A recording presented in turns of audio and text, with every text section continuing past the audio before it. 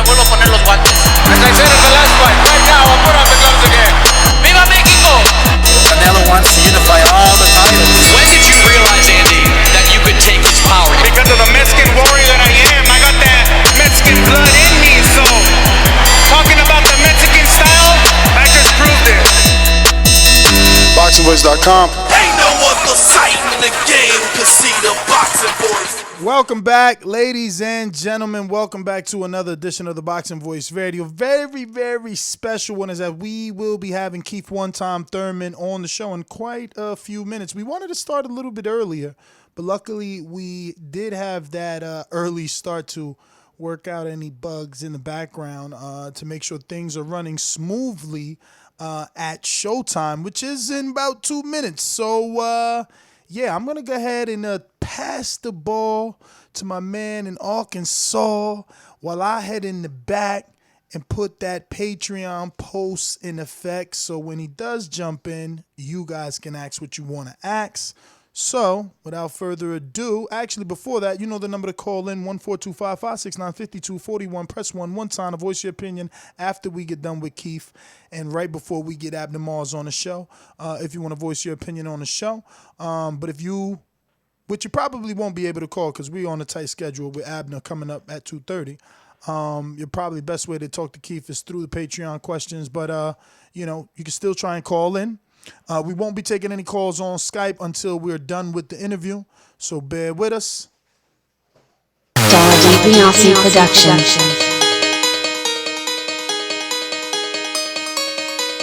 I speak it, believe it, receive it. Speak it, believe it, receive it. BoxingVoice.com. So when I stop him, y'all gonna say he was too weak. He stayed out for 37. A man stand up for what he believe in, and when you stand up for what you believe in, you accept whatever consequences come behind it. BoxingVoice.com. What up to everybody out there in the TBV universe? Back with another one, and yeah, man. We got the guy they call Keith One-Time Thurman on the show today. Former unified welterweight champion. Had a great fight with Manny Pacquiao this past summer. Came up on the short end of the stick on a split decision to Manny Pacquiao. But a lot of questions we want to ask him from that fight. A lot of questions we want to ask him about the Terence Crawford and Errol Spence saga. A lot of questions we want to ask him about Sean Porter and Errol Spence, the fight that just lives up to the billing, man. Lives up to a welterweight unification, you know what I'm saying, in my opinion. And a lot more things that I want to know, and maybe you guys want to know too. So got the Patreon post out. So if you're not on Patreon, you're stupid. In the words of Stainless, go over to Patreon and sign up for as little as $3 a month. And go ahead and ask Keith One-Time Thurman a question. Let him know how you feel. Let him know. Put a name on your question. Don't be in the chat just typing, hey, Mike, ask him this, Mike, ask him this. No, we got Patreon for a reason. So our supporters, our number one people that really, really support the Boxing Voice can ask a question Keith One-Time Thurman. But that's the give, man. You done over there doing you, or you need me to go a little bit longer? I'm actually going to head and just connect you with the chant, man, and hopefully we get this thing going. I mean, yeah, it should be here. Y'all want me to introduce the chap, huh? I introduced Keith One-Time Thurman. But now, man, I'm excited, man. You know, never really interviewed Keith Thurman before, my first time. So excited. You wasn't on the last time? Nah, man. Remember, I was in the hospital when you interviewed Keith. You was like you had him on FaceTime and everything. Yeah, I know. That's what I'm saying. I thought you might have had him. I mean, might have been on. I didn't even remember. Yeah. I might have to merge you because I can't seem to.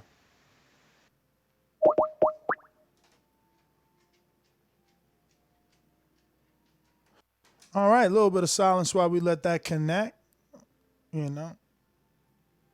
And it didn't go through.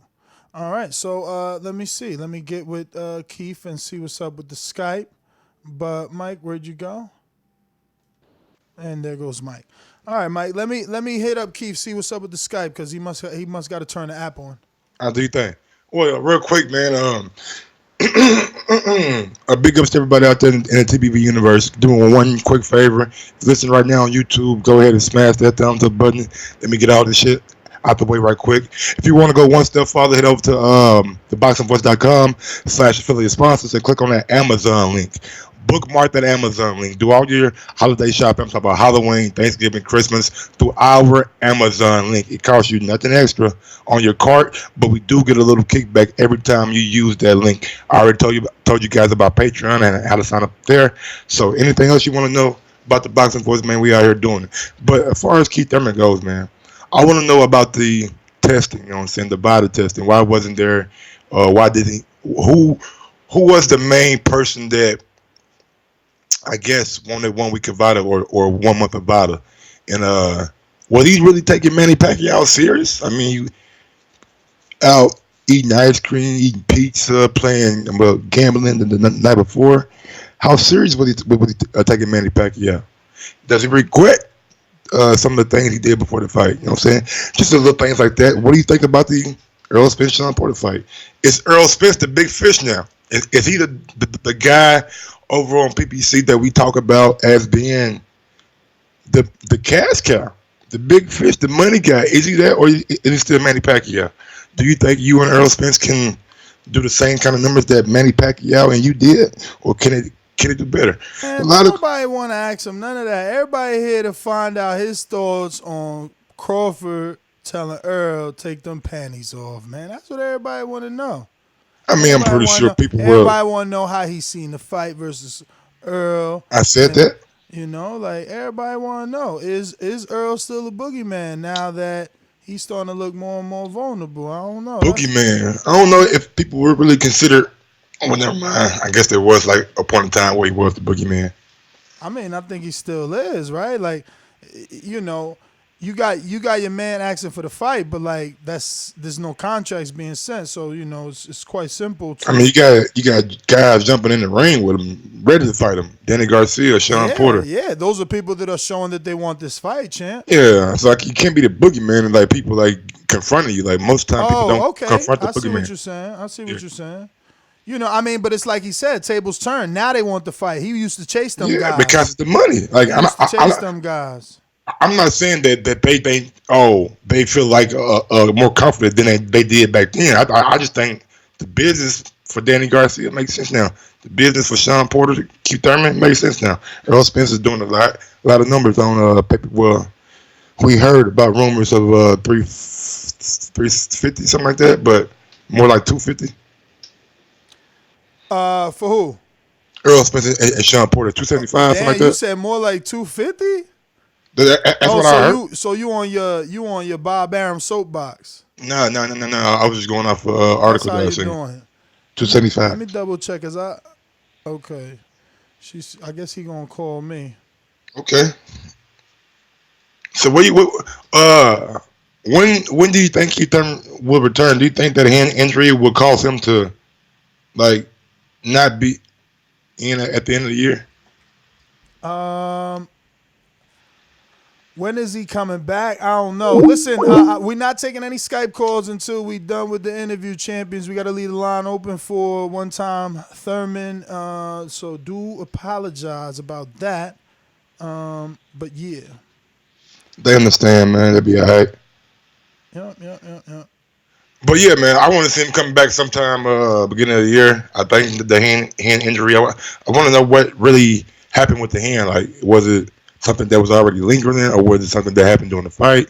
Things like that. And does he think that with the older that he has gotten, does it seem like his body is like more susceptible to like being injured? You know what I'm saying? We've seen the elbow, heard about the shoulder, now the hand. So yeah, I mean, you know, I think some rest is probably going to do him well. And how was the experience having your wife at your first fight? You know what I'm saying? Like, yeah, was that a good thing or a bad thing? Bad Did that thing, have exactly. more pressure or what? A lot of the things that Q can answer for us, man. Mr. CYP, what up? What up, big dog? So I just sent them, you know, the Skype telephone number too, just in case he want to just call in instead of just Skyping.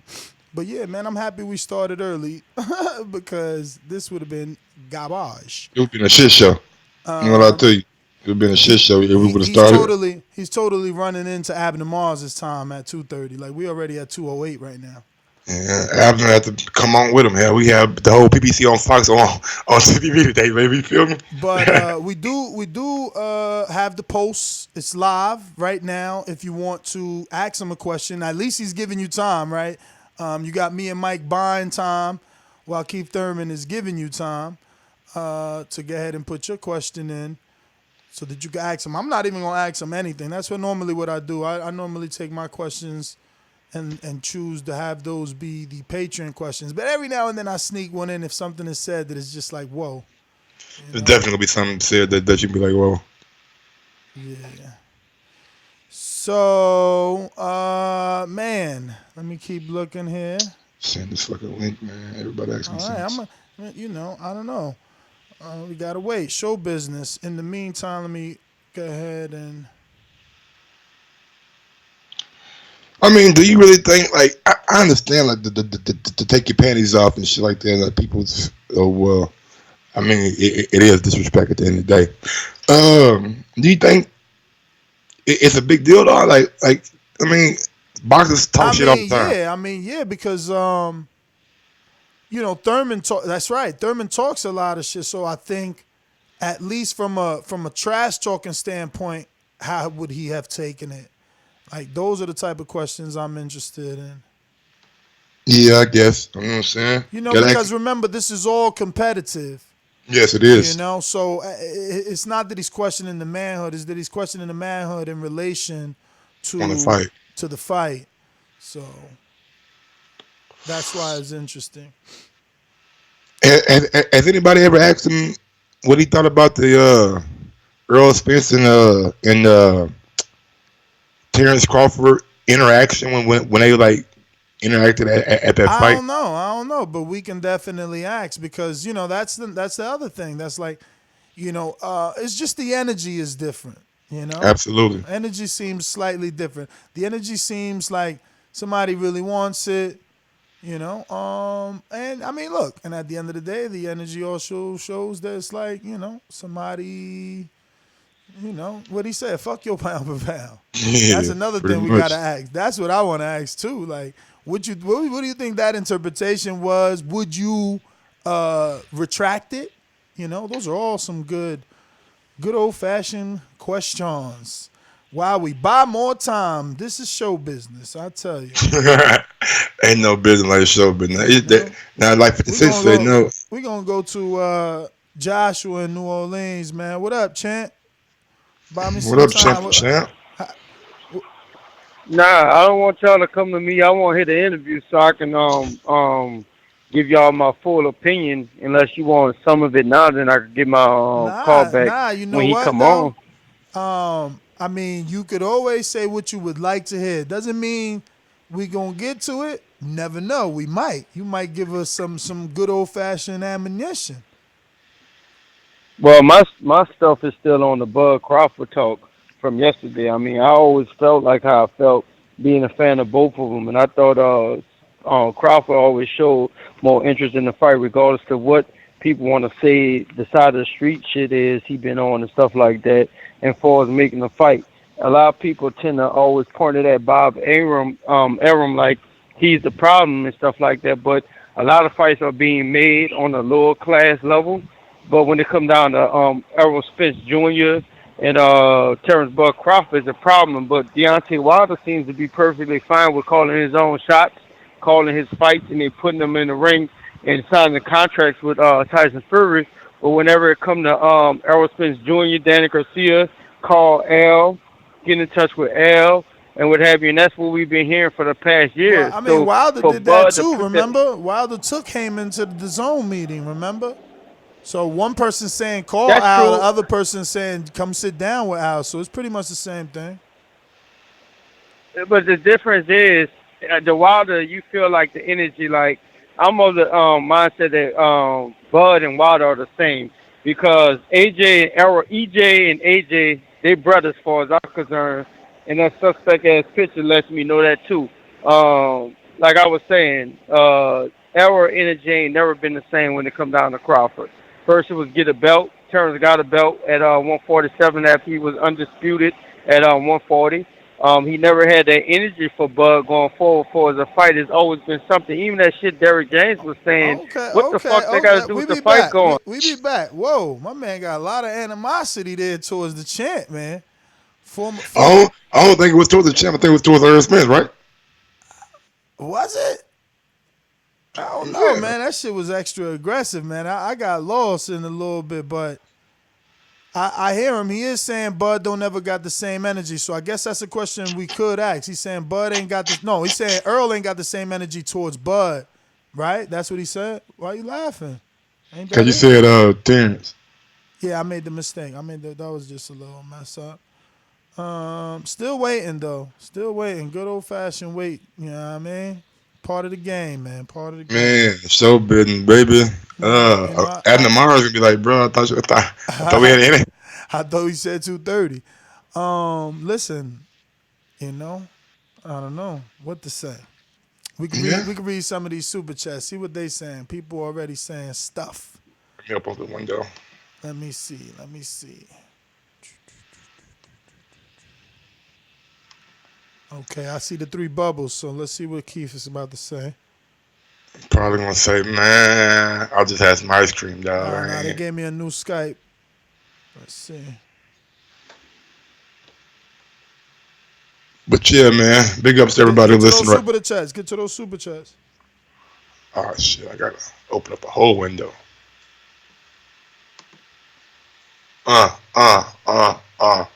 Big up to everybody listening right now. Go ahead and smash that thumbs up button. I know I said it like 3 times already, but what's the 4th time? Doesn't matter.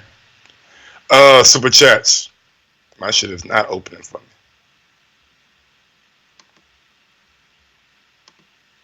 You know, one thing that I always liked about Keith Thurman, I know Ness says he's this generation's Floyd Mayweather. No, so I never really agree with that, but the guy can't talk. The guy has the mouthpiece for the sport of boxing.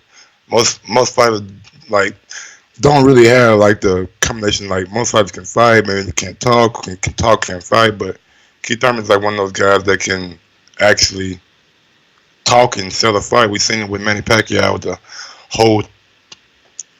whole T-Rex arms and shit like that. So I think it's good for the sport of boxing, as I always do.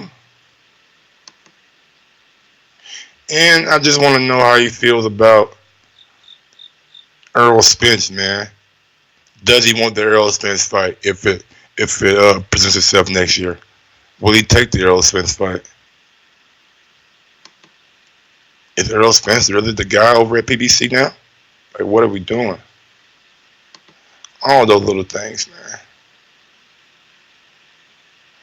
I'm pretty sure Ness is getting the champ on right now. We got a super chat coming from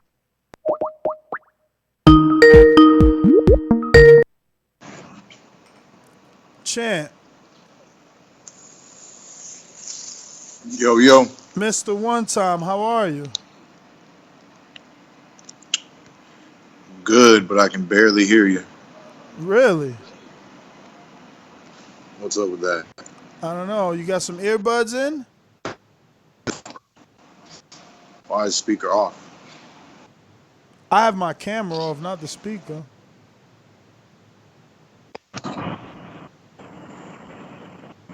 All right. Oh. You hear us now? Yeah. You hear me? We good? Perfectly. So, Champ, once again, want to thank you, obviously, for calling in and giving us the time, obviously, to talk to you here on the Boxing Voice. So we want to get right into it. The welterweight division is very hot. Errol Spence coming off of his unification with Sean Porter. But Terence Crawford took to TMZ and had some choice words telling Errol Spence to take those panties off and sign the contract. He really wants this fight. What's your thoughts on the energy that Terence Crawford has been putting out and the energy that Errol is, I guess, giving back towards Crawford? I I don't know what's being said on Errol's side, and boxing is a real complicated sport, man. We don't. Every fighter's an independent contractor, man. So like, I understand Crawford's, frustration. He wants to fight. I always say sign the contract. You know what I mean? All you gotta do is sign the contract. That's how boxing works. Ain't no match going down. Ain't no match going down without a contract.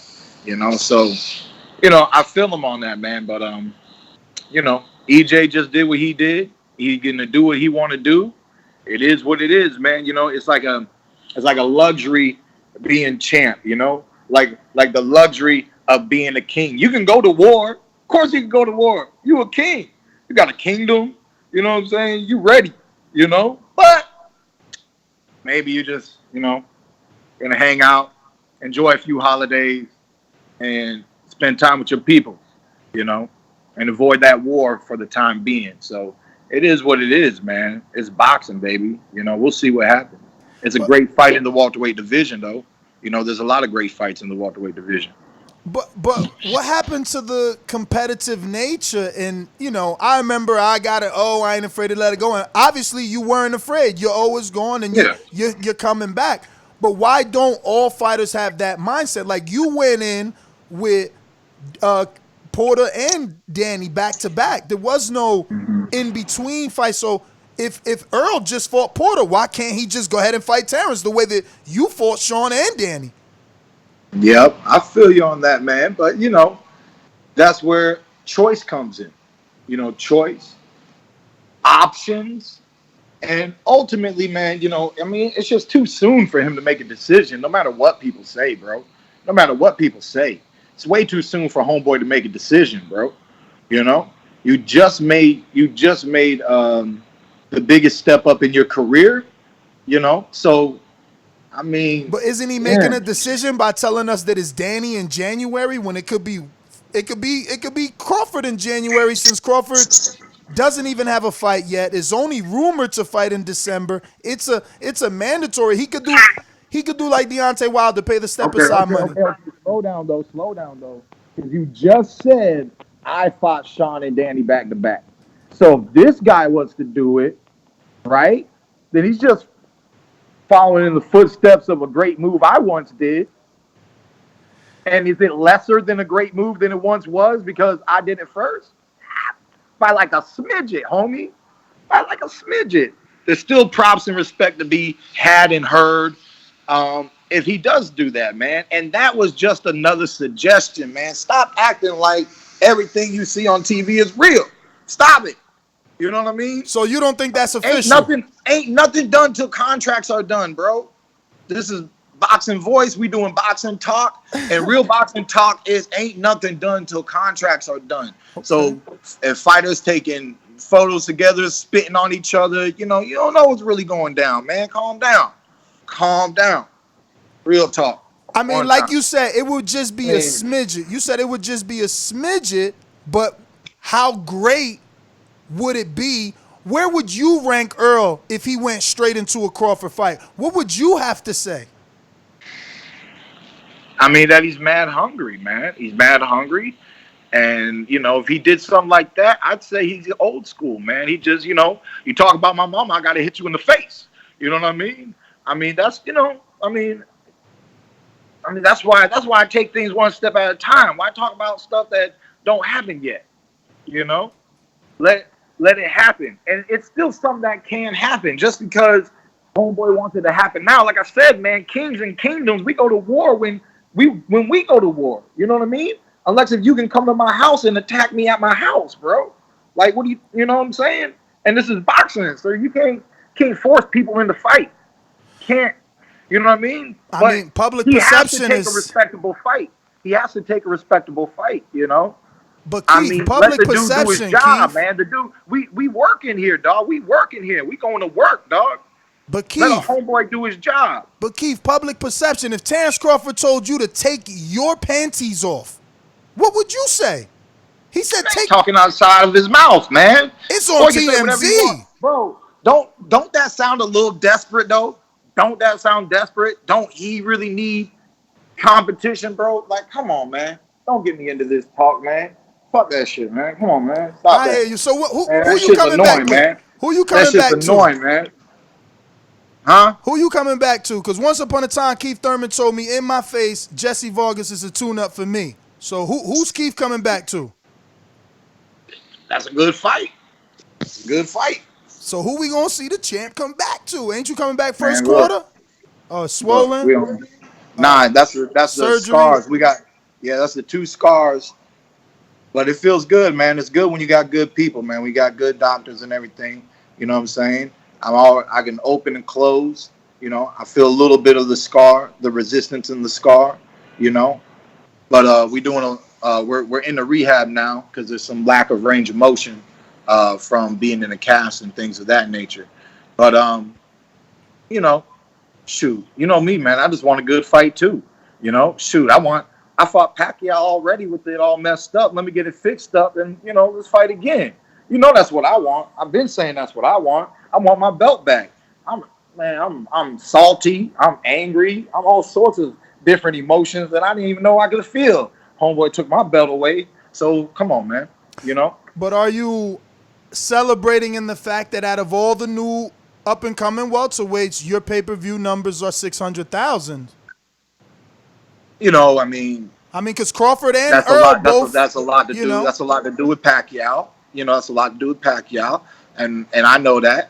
And then again, you know, what I was really happy with this year, man, was my first fight against Jose Cito Lopez, my comeback when it was non-pay-per-view, man, and about 3 million people viewed, you know. And when we packed New York, I mean, I felt love in that moment, you know.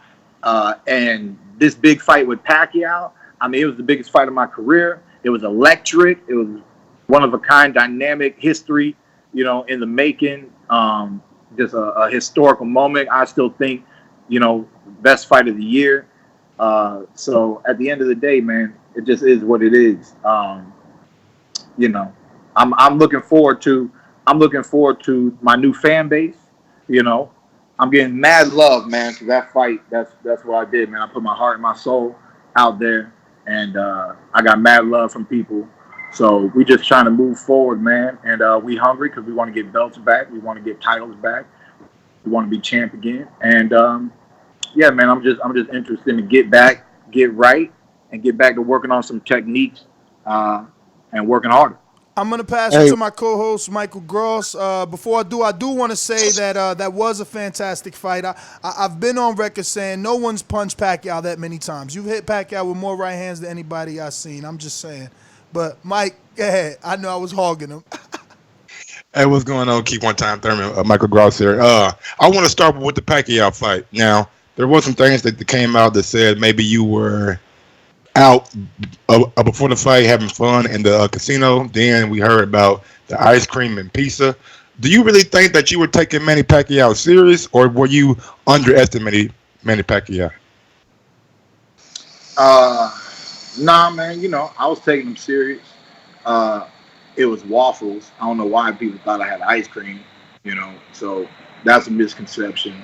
I played one hand at night waiting for room service. AB was talking his ass off, drunk as hell, giving me love and respect all at the same time, but then goes behind my back and wants to start this drama. At the end of the day, man, I walked right out because he was talking too much. I couldn't even play. I couldn't even enjoy myself. I went down there to blow some steam, man. We athletes, we do whatever the hell we want, man. This is America, red, white, and blue. What do I wear when I fight, baby? Red, white, and blue. I live my dream. You know what I mean? If I made a mistake, that's on me, and that's life.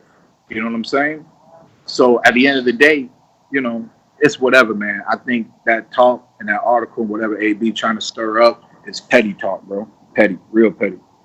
Looking back at the pre-fight build-up, you know what I'm saying? We seen you say Manny Pacquiao has the T-Rex arm. He ain't be able to touch me.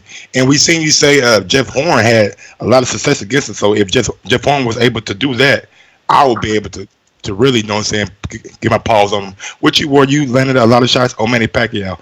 But my question is, should we look at that Jeff Horn fight against Manny Pacquiao in a different light, or was it just Jeff Horn had the fight of his life?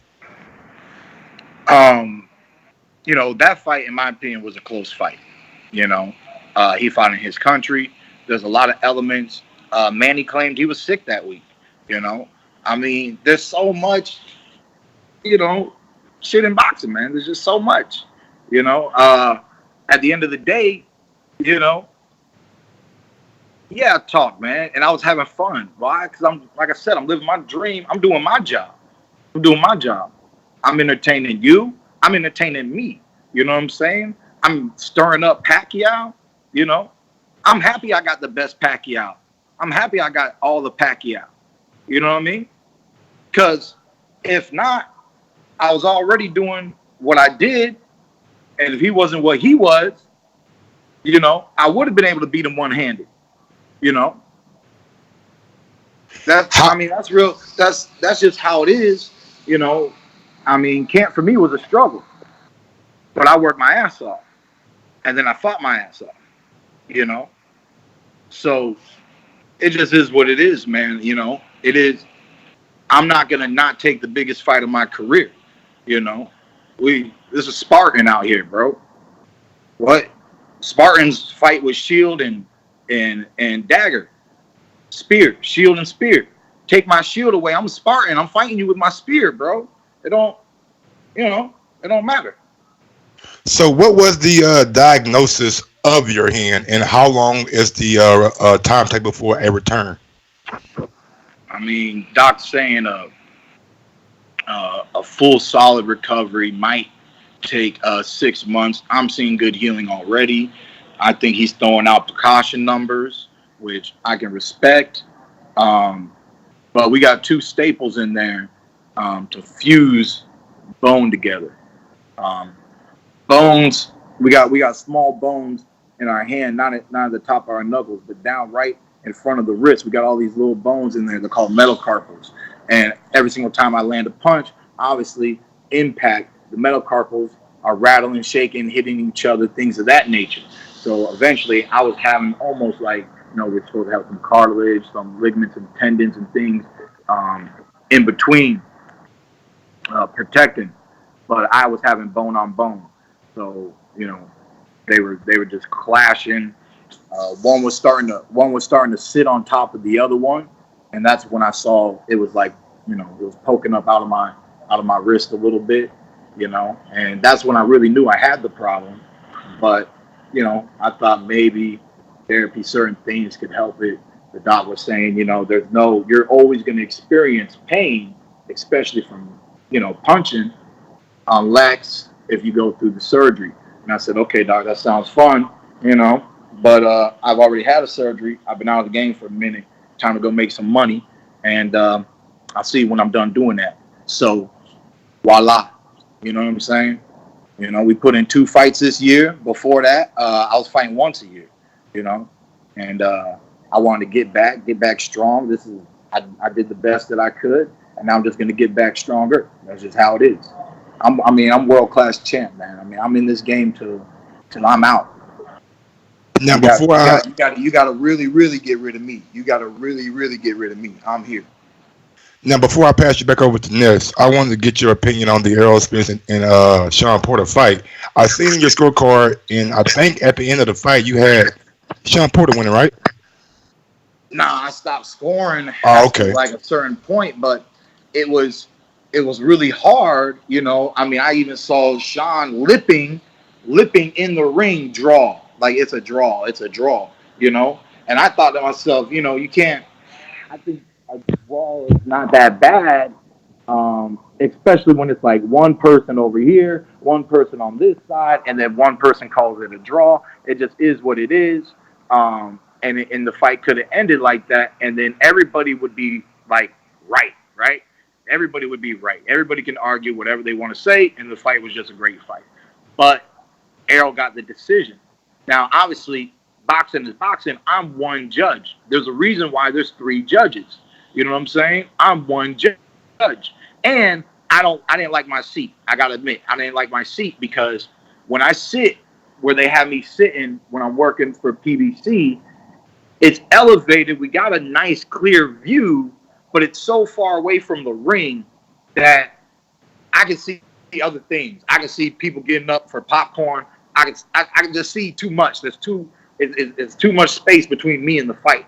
Because when you're in the first few rows, like at the movie theater, you just looking straight up, and you can't, he go to this corner and you just do this, and he go to that corner and you do that. Your vision sees nothing but the fight. So and Sean's style is hard to score. One time they brought up stats on the fight, and the stats that they brought up was like body shots, and Errol was winning on those stats. And I'm like, one, that's the hardest punch to fucking pay attention to and clearly accurately score, but okay. And I'm like, two, but who's landing the other punches, right? Why, like, the spectators at home, the people that don't even know much about boxing, they might think if they just tuned in not too long ago or some BS, they want to get popcorn and they see these stats, they might think that's the overall punch count. They might not be aware that that's the body shot punch count. So it just is what it is, man. It was a great fight. He endured the way I knew he would be able to endure the Sean Porter, onslaught, because that's his strength, man. Like most people, there's a lot of fighters that can't take it. Hence why Sean Porter's been world champion, more than once. It's a very awkward style. It takes a lot of strength conditioning and training to fight the way that Sean Porter fights. I'm proud of Sean Porter. Shout out to him for giving it 110%. Why did he have to give it 110%? Because he fought me with 100%. Didn't work. So he got to do the same thing and give it that little extra in a way. And, I think he did a great job, minus the knockdown. And, yeah, man, I think it still could have been a draw, but that's just me. Did you think some of those Errol Spence body shots kind of went low? Oh, I saw a lot of low blows. From round one, I mean, he was talking about Sean being the one doing all that dirty stuff, man. But I mean, I know he commits. I know he goes to dig, but I mean, pay attention to where you digging, man. I'm not trying to have one of them kind of fights, bro, because I fight clean. So the day I go low, I was aiming. You know what I mean? The day Keith Thurman goes low, I was aiming. Catch me low. But don't you think that's what he was doing, sending a message like, yo, you a dirty fighter, you want to get dirty, here you go? I don't know, man. I mean, it's not. I saw low blows from round one. I didn't see headbutts from round one. There ain't no Victor Ortiz out here. Calm down. So my question is he still the boogeyman? Now that we got two fights that gone the distance, one with 135, 140-pounder moving up, another with someone you've been in the ring with, is he still the boogeyman to you? Was he ever the boogeyman? And do you still want to fight him? Because he definitely said he still wants Keith Thurman. Yeah, for sure, man. At the end of the day, I don't think that there's ever really a boogeyman in the sport a lot of times, man. Like I said, man, boxing plays out the way it plays out. Fights break out and contracts break out the way that they do, man. I had a hard time struggling to get the fights that I wanted to get until I finally started getting the names that I wanted to fight, man. They were calling me the boogeyman for a little while, man. I mean, it is what it is. We all expected to see Errol Spence one day in the ring. Sean said it. I've said it before. It is what it is, But he has two belts now. And, I remember when I had two belts. But when I had two belts, I had to go into surgery, and I didn't have an opportunity to defend them. He's going to have an opportunity to defend his two world titles. I hear Sean's asking for a rematch. So what's good? Is it Sean? Is it Danny? Can enough money get put together for it to beat Crawford? And what's really next? I mean, that's what I love right now about the welterweight division. I'm coming back.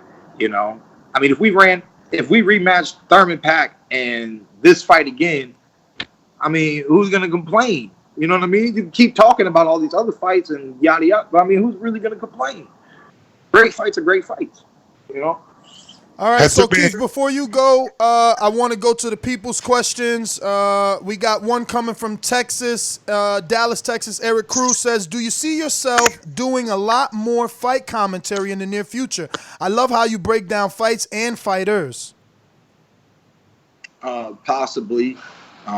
It's a great opportunity to see, so many different aspects and sides of the sport of boxing, especially when you got love for the sport, like I do as an athlete. So it's great, man. And then I was out here in LA. I'm still in LA, and I was getting some of that same positive feedback from some fans. So that motivates me to keep doing my thing with that. And yeah, man, I'm just glad that the people like my insight, and my mama likes me when I wear a suit. So everybody wins. Jay in Orlando says, why was there no VADA or only 1 month of VADA testing for your fight with Pacquiao? I don't focus on those kind of things. At the end of the day, all I want to do is fight. We always have to test. There's always some form of testing, so it's not like there's no testing. Like, we always have to test, and you got to test at the fight and after the fight and all sorts of stuff. It's world championship boxing, man. I mean, at the end of the day, I just want to, train. And we had so much going on with the camera crew and this and that. So however the promotion ran that's how they ran it, And I'm just not that guy. But Keith, with all these dudes popping, I mean, look at what Big Baby got caught with. I mean, it's not like everybody's just using diuretics to make weight anymore. These dudes are not, you got to be careful for yourself, bro. That's all I'm saying. I mean, just look at what people are getting caught using. If it was just a diuretic, I'd be like you too. But I mean, we'll chat it up. Remember that, all right? Lock that down in your memory bank. We'll chat that up in private. For sure. Because I don't focus on that. I think a lot of heavyweights do it and shit. But long story short, man, you can educate me later, and we'll talk more about that on another Definitely. Night. Brandon in Cincinnati says, still not interested in a fight with Crawford? # we duck hunting. No, it's not that. I believe. So I'm interested in a big fight next year. The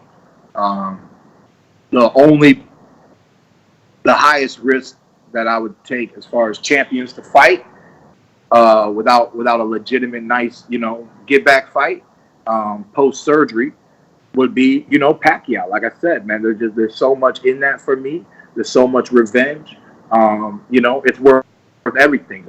Outside of that, there's so many other fights that I can get back to, and after that, I'm looking for a big fight in 2020. So, we're most likely leaning towards Spence, But you need a tune-up before Spence is what you're saying. You're saying anyone not named Pacquiao, you need a tune-up for. But Pacquiao, let's say Thurman fights Blank, then Thurman fights Spence, Pacquiao, Spence, okay, Crawford. Like it needs to be something big. I make big things happen in the sport when I hop it back into the game. I love it. I love big fights, man. I love being a part of the action. I love. So you don't think Crawford is a big fight? That's what you're saying? No, I think at the end of 2020, it could be. It could be in the welterweight division, but I'm leaning towards some other 2020 plans. You just got bigger fish to fry. I mean, look, man. He want that Pacquiao get Homeboy got 2 belts. I got Pacquiao with my belt, then I got Homeboy with 2 belts. And they've said I've been ducking this guy too. How many times I've been ducking? Shoot, I wish I would have ducked that punch that knocked me down. Shit, how many times I be ducking? Bruh. Yo, I was sad that night, man, when I didn't think first round, man. What you did to me, Keith. Look, speaking of that, I got a question from the people. Someone said, where is it? Someone said something. I got it real quick. Hold on real quick. No, it's P Money. P Money said, what did it feel like to fight a living legend in Pacquiao? You could tell, I mean, the experience was there, the age was there. Because he was less active. I really wanted him to keep pushing himself. Because I knew if he would, he's going to break down. Thus, he knew he would. Thus, he didn't. Thus, the chess match begins. And thus, I got put in a situation where I needed that knockdown or, a KO to be back in the fight. I think a knockdown would have been good enough. I was swinging for it several different times. And it's just one of those few moments where, you know, you're on the plate, you need a home run for your team, and you either hit or you don't. Before we get back to the Patreon, Keith, now you strike me as a man of your word, right? I mean, you seem like you're very honorable. You know what I'm saying? When you say something, pretty much you'll do it, right? Oh, I know where he's going. What am I supposed to do? And I'm looking at you, man. I'm looking at you right now, and I see the locks just laying on the side of your shoulder. They do look good. Looking like a Hollywood, you know what I'm saying, actor. But on this show, you told the fans that if I lose to Pacquiao, I cut my hair off. And we've been waiting, you know what I'm saying? We've been waiting, like, where is Keith at, you know what I'm saying? Is he going to come back on and cut it out for us, or was he just being facetious and playing with us? Miss Thurman fell in love with that hair. That ain't going nowhere. So, ironically enough, I thought about that comment. I was like, damn, man, you know you lost this motherfucker. Remember you was talking about that shit? Ah! Oh, man. Real talk, man. You know, hey, like for real, you know, I'm for real. I'm glad he really fought as hard as he did. Like I said, I'm really glad I got the best of Pacquiao, because otherwise, you know, I don't even know I would have done the right move and got this surgery, man. Because I would have, my head might have got blown up. You know, I'm beating a living legend one-handed. You know, let's just keep making this money. Let's keep making this grind. You know, you're a fighter, fight through the pain. You know, F your body. The money's worth it. You know, people do other things in life to make a honest living. You know, but I'm really glad I got the right people on my team, and, you know, people that want to help, and a good doctor to knock this out. You know, I'm glad I had a fruitful year. And, you know, and I'm going to be back, and I'm still trying to fight twice next year. I'm not going to be at the I might not be at the forefront of the start of next year, but regardless, I'm still going to try to put two big fights together next year. Now, I was going to say, if you were to cut your hair off, there are these charities that donate that hair to people who have like cancer, like for wigs and things like that. So I think that would be good. He's trying to put some pressure on you. I'm trying to, like, if you were to do it, you know what I'm saying, a good PR stunt would be that. PR stunt, that's the wrong word to use if you try to do something. Bro, when you do things in the media, it's for the PR. Like, PR stunt is a bad word, but it's for PR, though. Yeah. So, Ivan Diaz, you kind of answered this when he said, which route do you see yourself going, WBA or WBC? So, obviously, you're waiting to hear from WBA super champ Manny Pacquiao, right? Yeah, you know, especially because, you know, I'm working to get this back as soon as possible. You know, bone can, you know, normally when bone heals, it heals stronger. So, you know, I'm really looking forward to that. You know, so at the end of the day, you know, let's see what he wants to do, you know. I mean, you know, somebody's mentioned things about Mikey Garcia and this and that. And, you know, I mean, ain't nothing. Like I've been saying, bro, all the best fights are Keith Thurman fights, man. I don't care what you say. How would Keith Thurman feel about a tune-up? 147, Keith Thurman versus the world. That's where it's at, bro. How would Keith Thurman feel about a tune-up fight coming back against somebody like Amir Khan? Is that a tune-up fight for you? You know, can't even make it 147 anymore. You know, it just is what it is. It doesn't interest me that much. I'd rather see Jesse Vargas or something. You know, and then AB's talked a lot of smack, so people wonder about that fight. Yeah, you know? See, so there's a lot more than, I mean. And you called out AB after your knockout win of Jesus Soto Karass in Texas, but then he just happened to lose to Maidana. You was on his undercard. Yeah, so I was on his undercard when I first hit HBO. I was on the undercard of his fight when I fought that fight. Then he was on my undercard when I fought Robert Guerrero because he wasn't champ no more. He lost to Maidana. You know, when I was on the Maidana card, I fought Soto Karass, and then it didn't, you know, shortly after that, I'm headlining, he's on my undercard, you know, and then, you know, he fights Porter, he tried his thing in the welterweight division, you know, You think that's a fight you could get out to get you? I mean, that's a fight I can make, like without even like attempting. I can hold my breath to make that fight. Like, so you think he'll I don't fight even you? need air. I don't even need air to make that fight. So you think Adrian will take the fight versus you? I think that's why he started the beef in the first place, trying to start rumors and shit, man. I think he just want a paycheck. So at the end of the day, man, one time gonna do it, one time do it. Talk whatever you want to talk. I got one scratch on my record, man. How many scratches you got? Let's not worry about it. Let's keep it moving. We got Rue in the 504. He says, "Are you still in boxing this time next year?" Of course. All right. We got Rockman. I don't know where Rockman's from, but he says, "People have praised you as one of the best boxers with a high IQ in boxing. Why do you think you're getting caught in fights so much so that it looks like you could get KO'd at any moment where you're trying to bait? Were you trying to bait Manny in?" Yeah, you need risk for reward. I've watched. Look at the history of my fights. Just watch how many different styles I brought into the ring from time to time.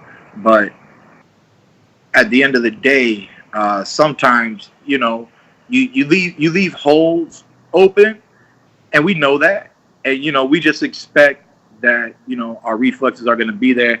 And like I made a statement earlier this year, instantly when I got back in the sport, I said when I fought Jose Cito Lopez, you're not going to see the best Keith Thurman you've ever seen. You're going to see a world-class fight. And I believe I delivered.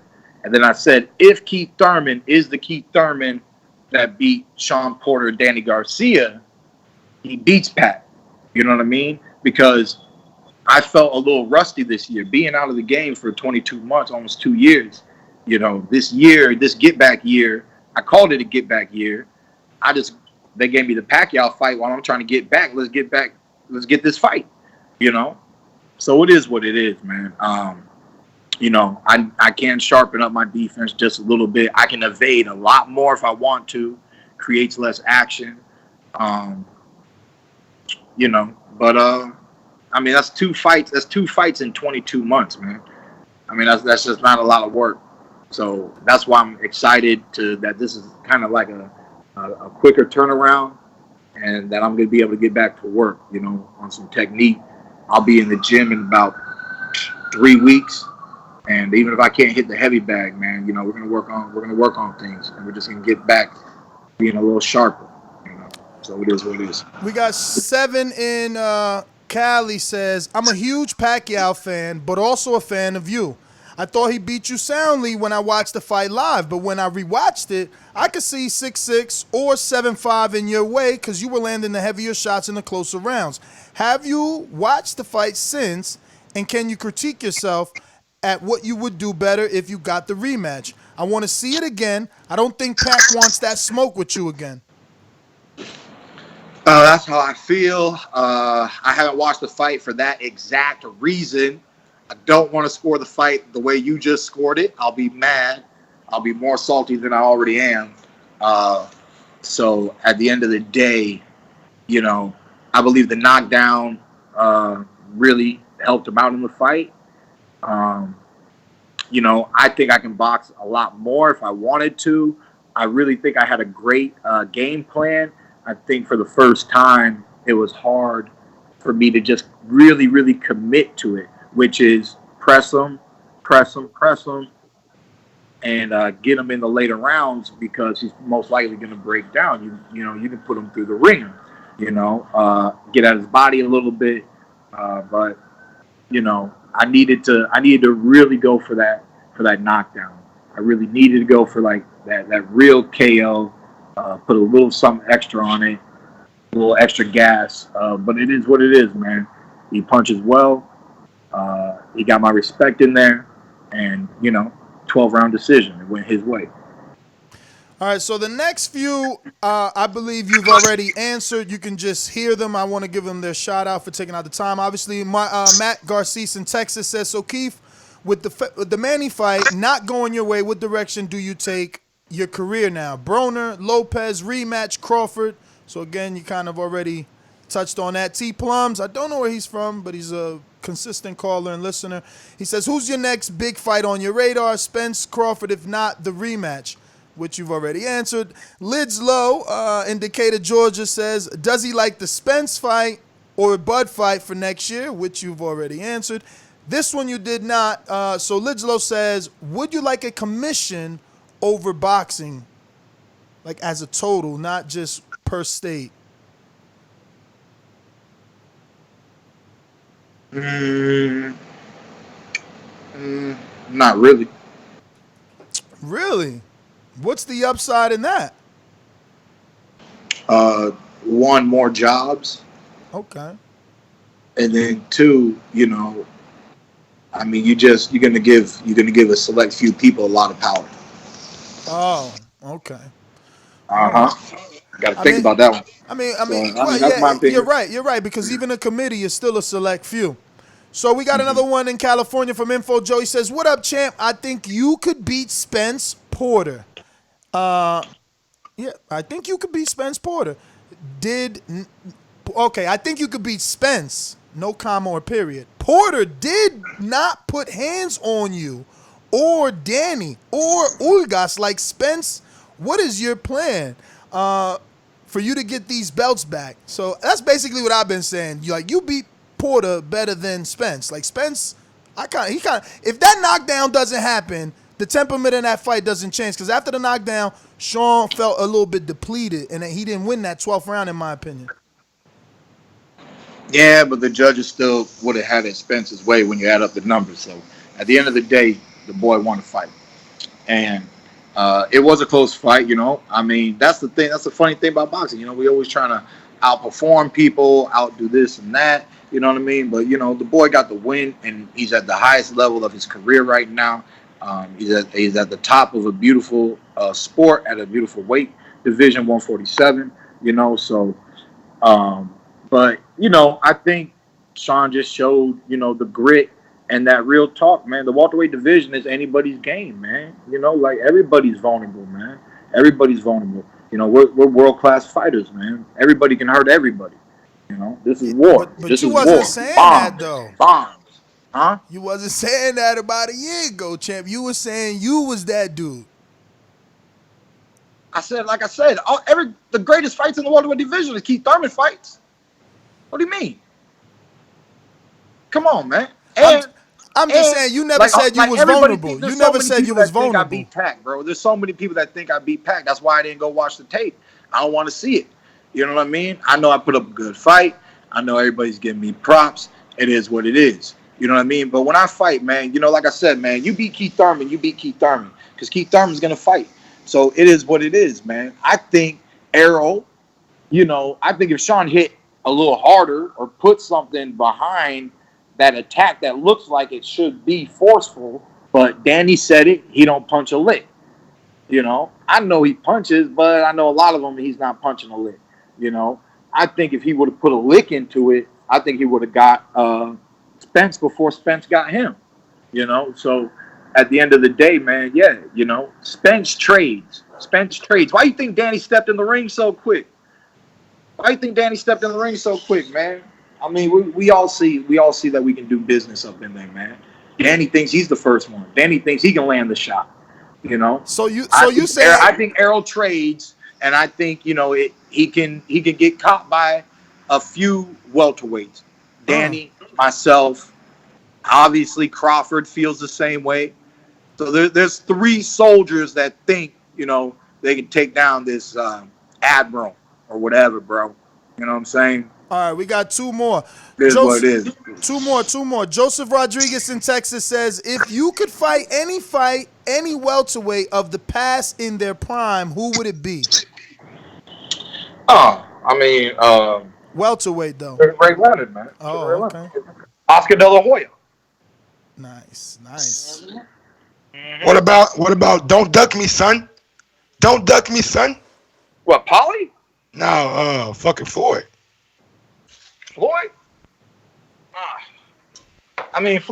Floyd in his, so like right when he stepped up to welterweight then? As soon as he stepped up to welterweight, that prime time? It's on you. For Floyd, he ain't lose at welterweight or any other weight, so his prime was like the whole 50 fights, right? I think he was a beast. Under 147. I think he finessed 147 in a beautiful way. But yeah. Yeah. I have one question for you though. Do you think that you were ever bring your wife back to a fight? Oh yeah, we forgot that. Of Did course, that put I ain't worried about pressure? that. That wasn't Was no that I ain't worried pressure. about that. No added pressure? I'm cool. I mean, she survived. I mean, All right. she stood up like a champ. When I got dropped. So we all right. You know what I mean? She already seen the worst of things for the most part. I ain't trying But to take some another people, one. One time got caught. One time. I ain't trying to take another one. some people would say before the fight we seen you back there hugging and, you know what I'm saying, like being with your wife, which is perfectly fine, which is like a loving moment. But sometimes people think maybe he needs to be None in. about what people think matters, huh? Don't you realize that yet? Who you Hey, talking to, dog? I'm Nothing just a about what messenger. people think matter, cuz.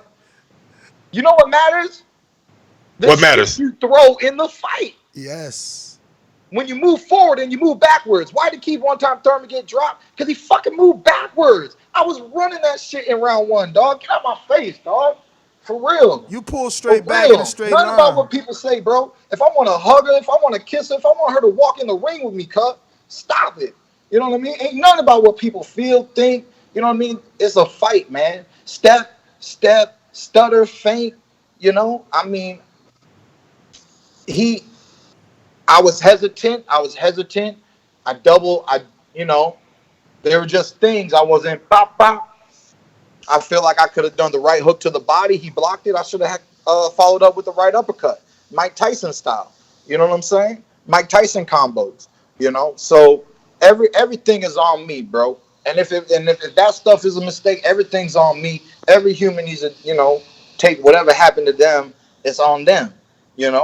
So what it matter what other people think and feel and this and that. And like I said, man, at the end of the day, there's tons of people come up to me say you had that, champ. My favorite line from a random fan is sometimes when you defeated, you still undefeated, champ. Sometimes when you defeated, you still undefeated. For sure, champ. Come on, man. Last They're one. gonna see when I get back in the ring. They're gonna see.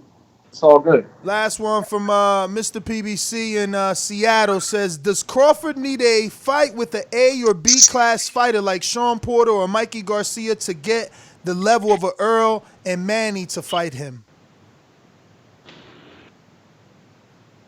I'm done, bro. I got my wife calling. It's noon. You had me long enough. Tired of talking about this, brother. We out, man. You the man, champ. Keith, Pick up thank one you time. once again, man. There you have it, ladies and gentlemen. Keith one time Thurman. Look, man, he answered all your Crawford questions. Thanks again, Keith. You guys know the number to call We'll be in. You back want to give soon, us your man. opinion. We'll For be sure. back soon. Be good. First quarter, right? He's gone. Yo, them Crawford questions, man. That's why I went at those Crawford ones in the beginning. Yo, we totally overran the Abner. Like, I don't even know I see that. what's I see going to that. happen now, You got good news though. Yes. Got real good news. Yeah. What? Nah, I'm just, You about Keith? huh? Shout out Keith though, man. Great interview, bro. great He interview. he even answered the fucking hair question, but not really. But Hit that thumbs up button, man. It helps with the visibility of the show, man. It helps us get great guests like this for you guys. You see our questions are from the people, by the people. So, just help support the show by sharing it on your social media, hitting that thumbs up button. It goes a long way. how likely do we see a AB fight? I mean, he didn't seem interested. I would like that fight. Just, Really? yeah. He said that. Yeah, what you said? Well, go ahead. Maybe you heard something I didn't. What he's saying, he was like AB trying to stir all these things up. Maybe that's why he's doing talking the way he's talking. Yeah, nah, he definitely ain't say maybe. He definitely said no. That's why he was saying all that, because he wanted to stir up a fight. He said the fight with AB is easy to make, but obviously he, that we had to bring that up. Like his whole thing was, the most truth I took was I am waiting for the Pacquiao rematch. And if I don't get that, I'm taking a tune-up before I take on a Errol a Crawford, a Danny, anybody. He said that. So, yeah, you know, we got to. What he also said was, yo, who's going to argue if we do Thurman Pacquiao and Errol Porter again? So who knows if that's in the works, you know? So, yeah, let me see if we're still good for Abner.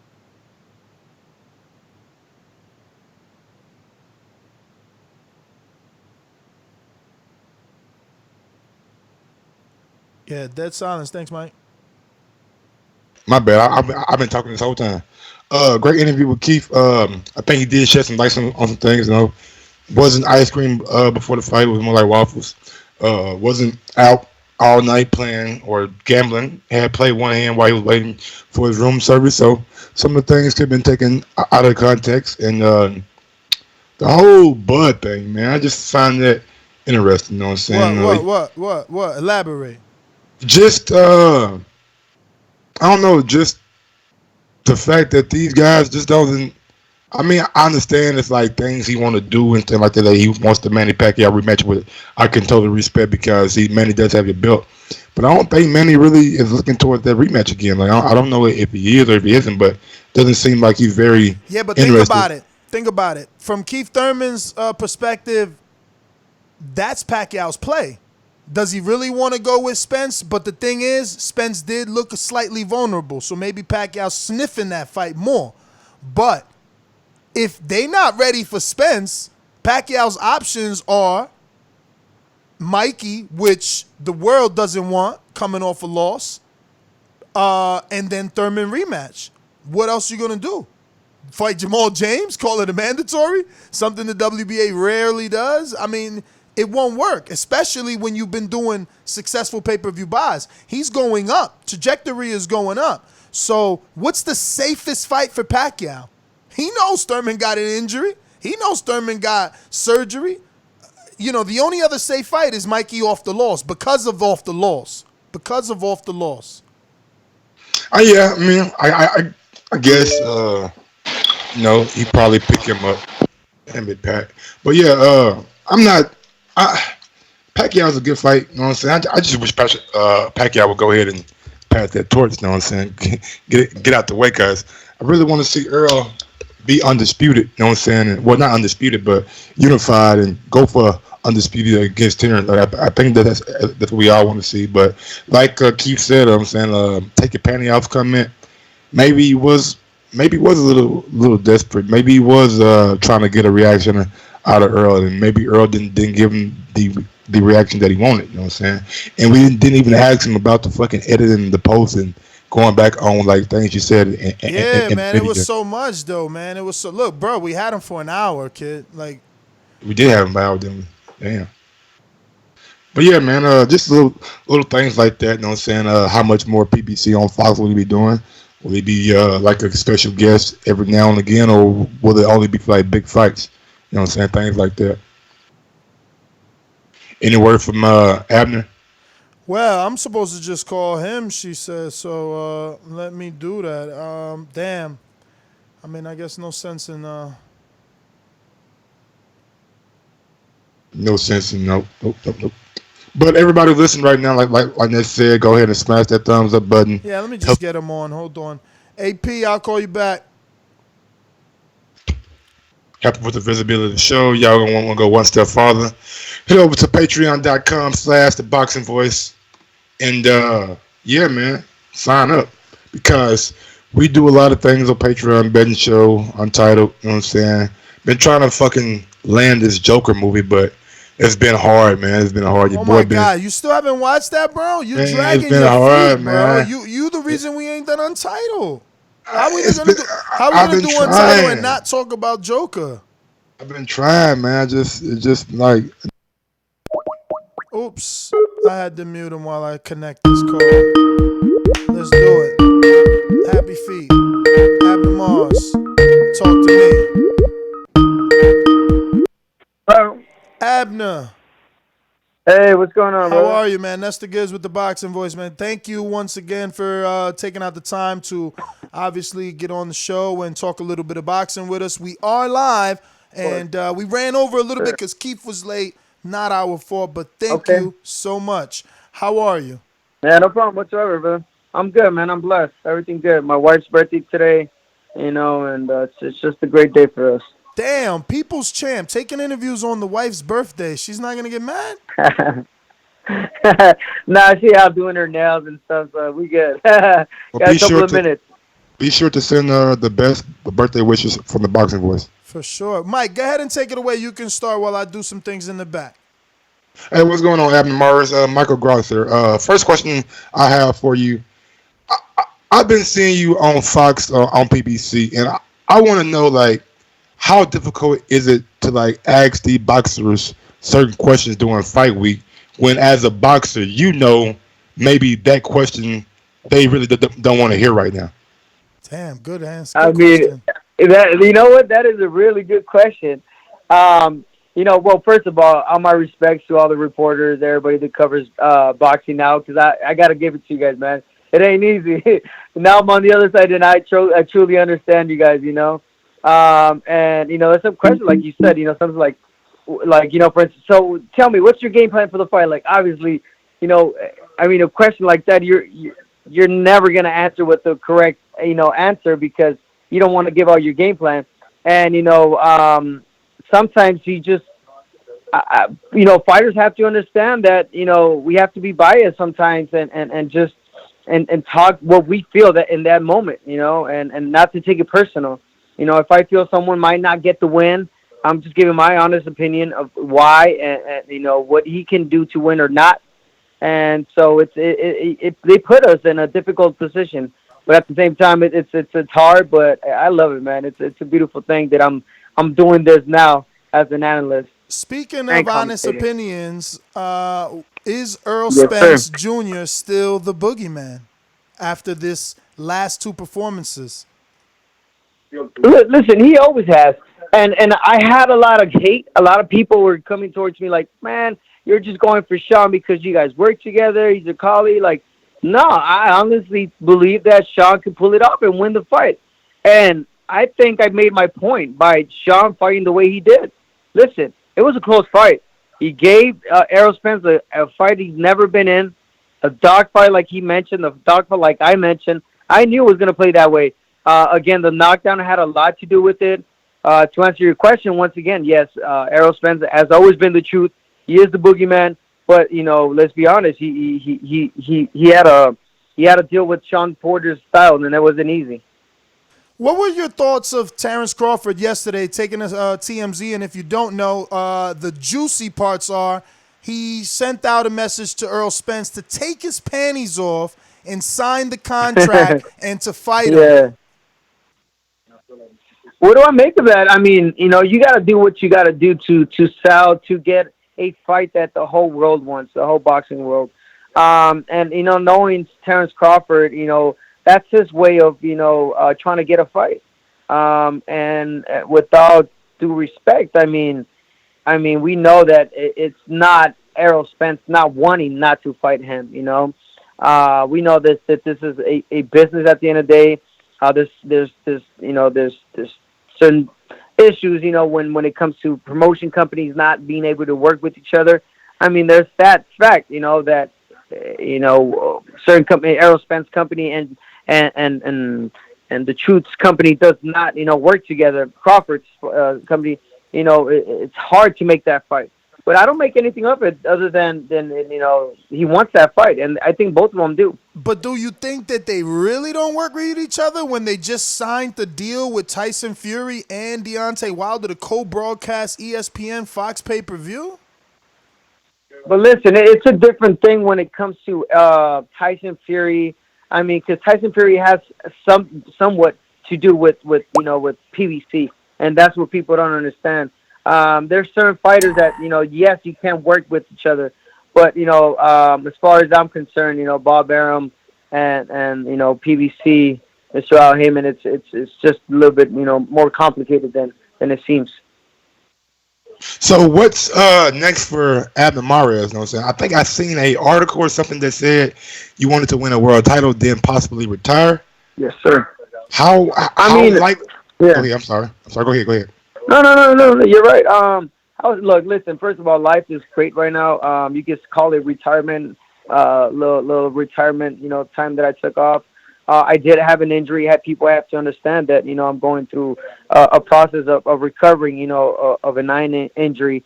It wasn't as easy to just take a couple of weeks off, a month or two, and then come back. No, I actually took the whole year off, and so my plan is hopefully by early as next year come back with a fight.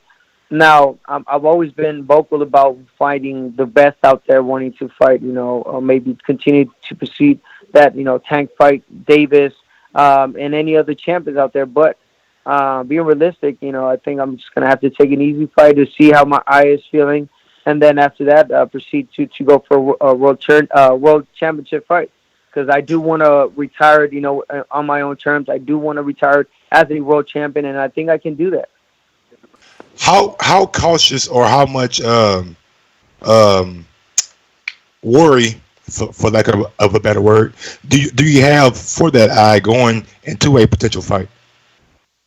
Well, again, I have to remind people that I did have already a detached retina on a different eye, which was on my left eye in 2008. I did recover from that. I did become a four-time world champion. So I overcame all that, So now that you're asking me with this newly, detached retina, I'm now on my right eye.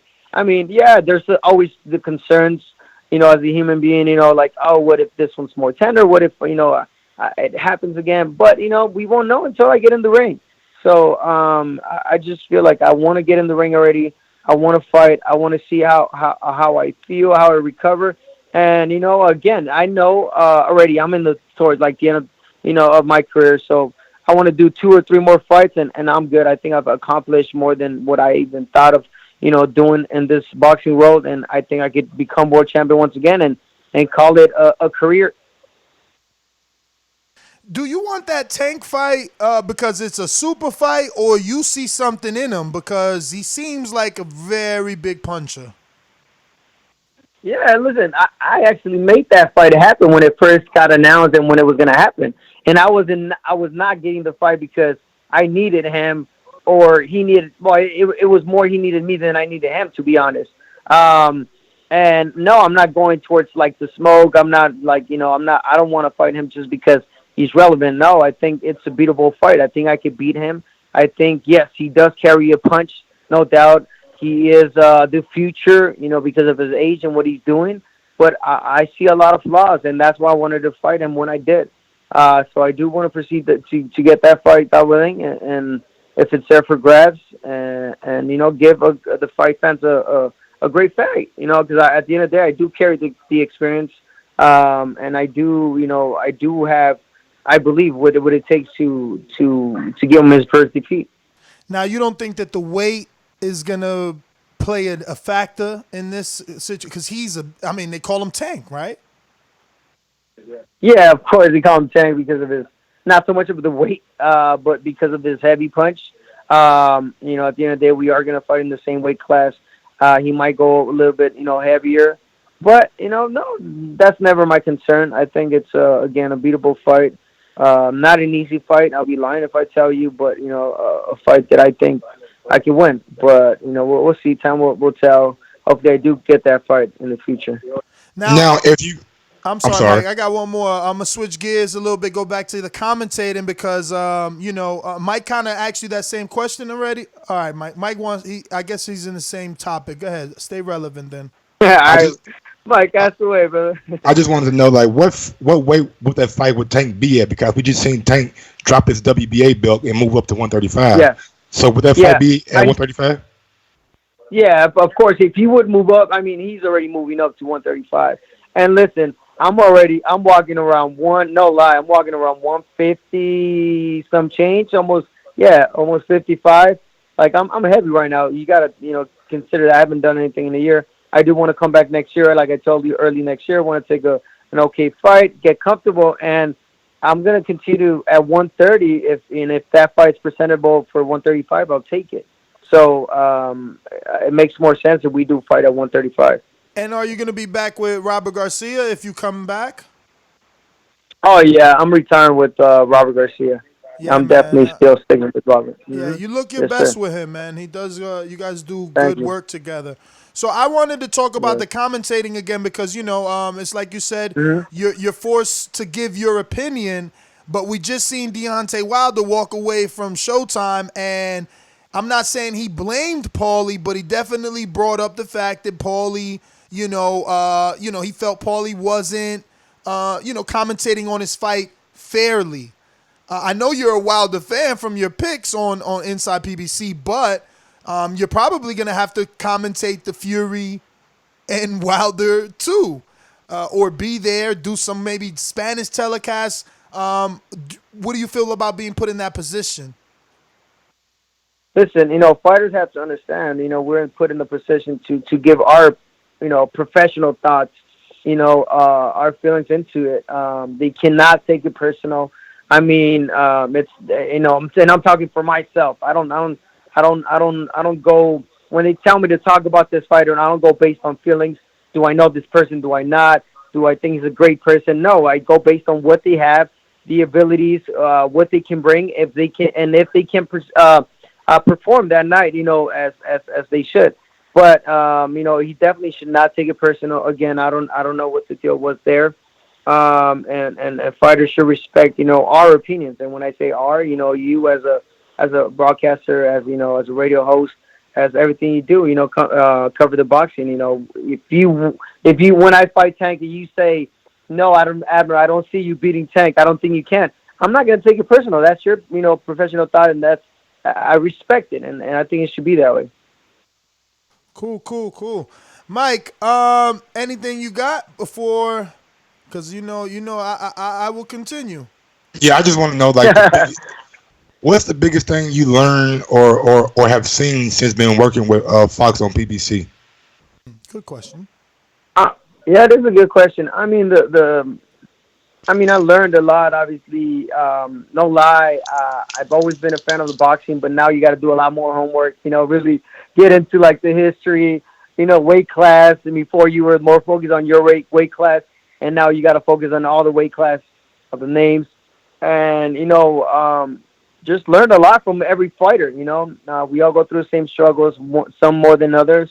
And I'm liking it. I'm liking it because I'm in the circle of me, what I've been doing my whole life, uncovering future fighters, current world champions, and I've just learned a lot from that and from the people that I work along with. Kate Abdul, she's a great human being. She's a professional at what she does. She's teaching me a lot as well. Working with Sean Porter. We got good chemistry. So it's a great team, and I'm just privileged and honored to be doing this. And as a man, a guy that, to be honest, I didn't even finish high school, bro. Like I dropped out in 10th grade, and to be doing this, it's a blessing. No, man, I want to take you back to a moment that you had that I came back, and I think I talked about it on our Sunday show, but it was very touching, and I want to bring you back to it. It was when you kind of verbally embraced Dominic Brazil, having suffered a knockout loss, and you also suffering your knockout loss to Johnny Gonzalez.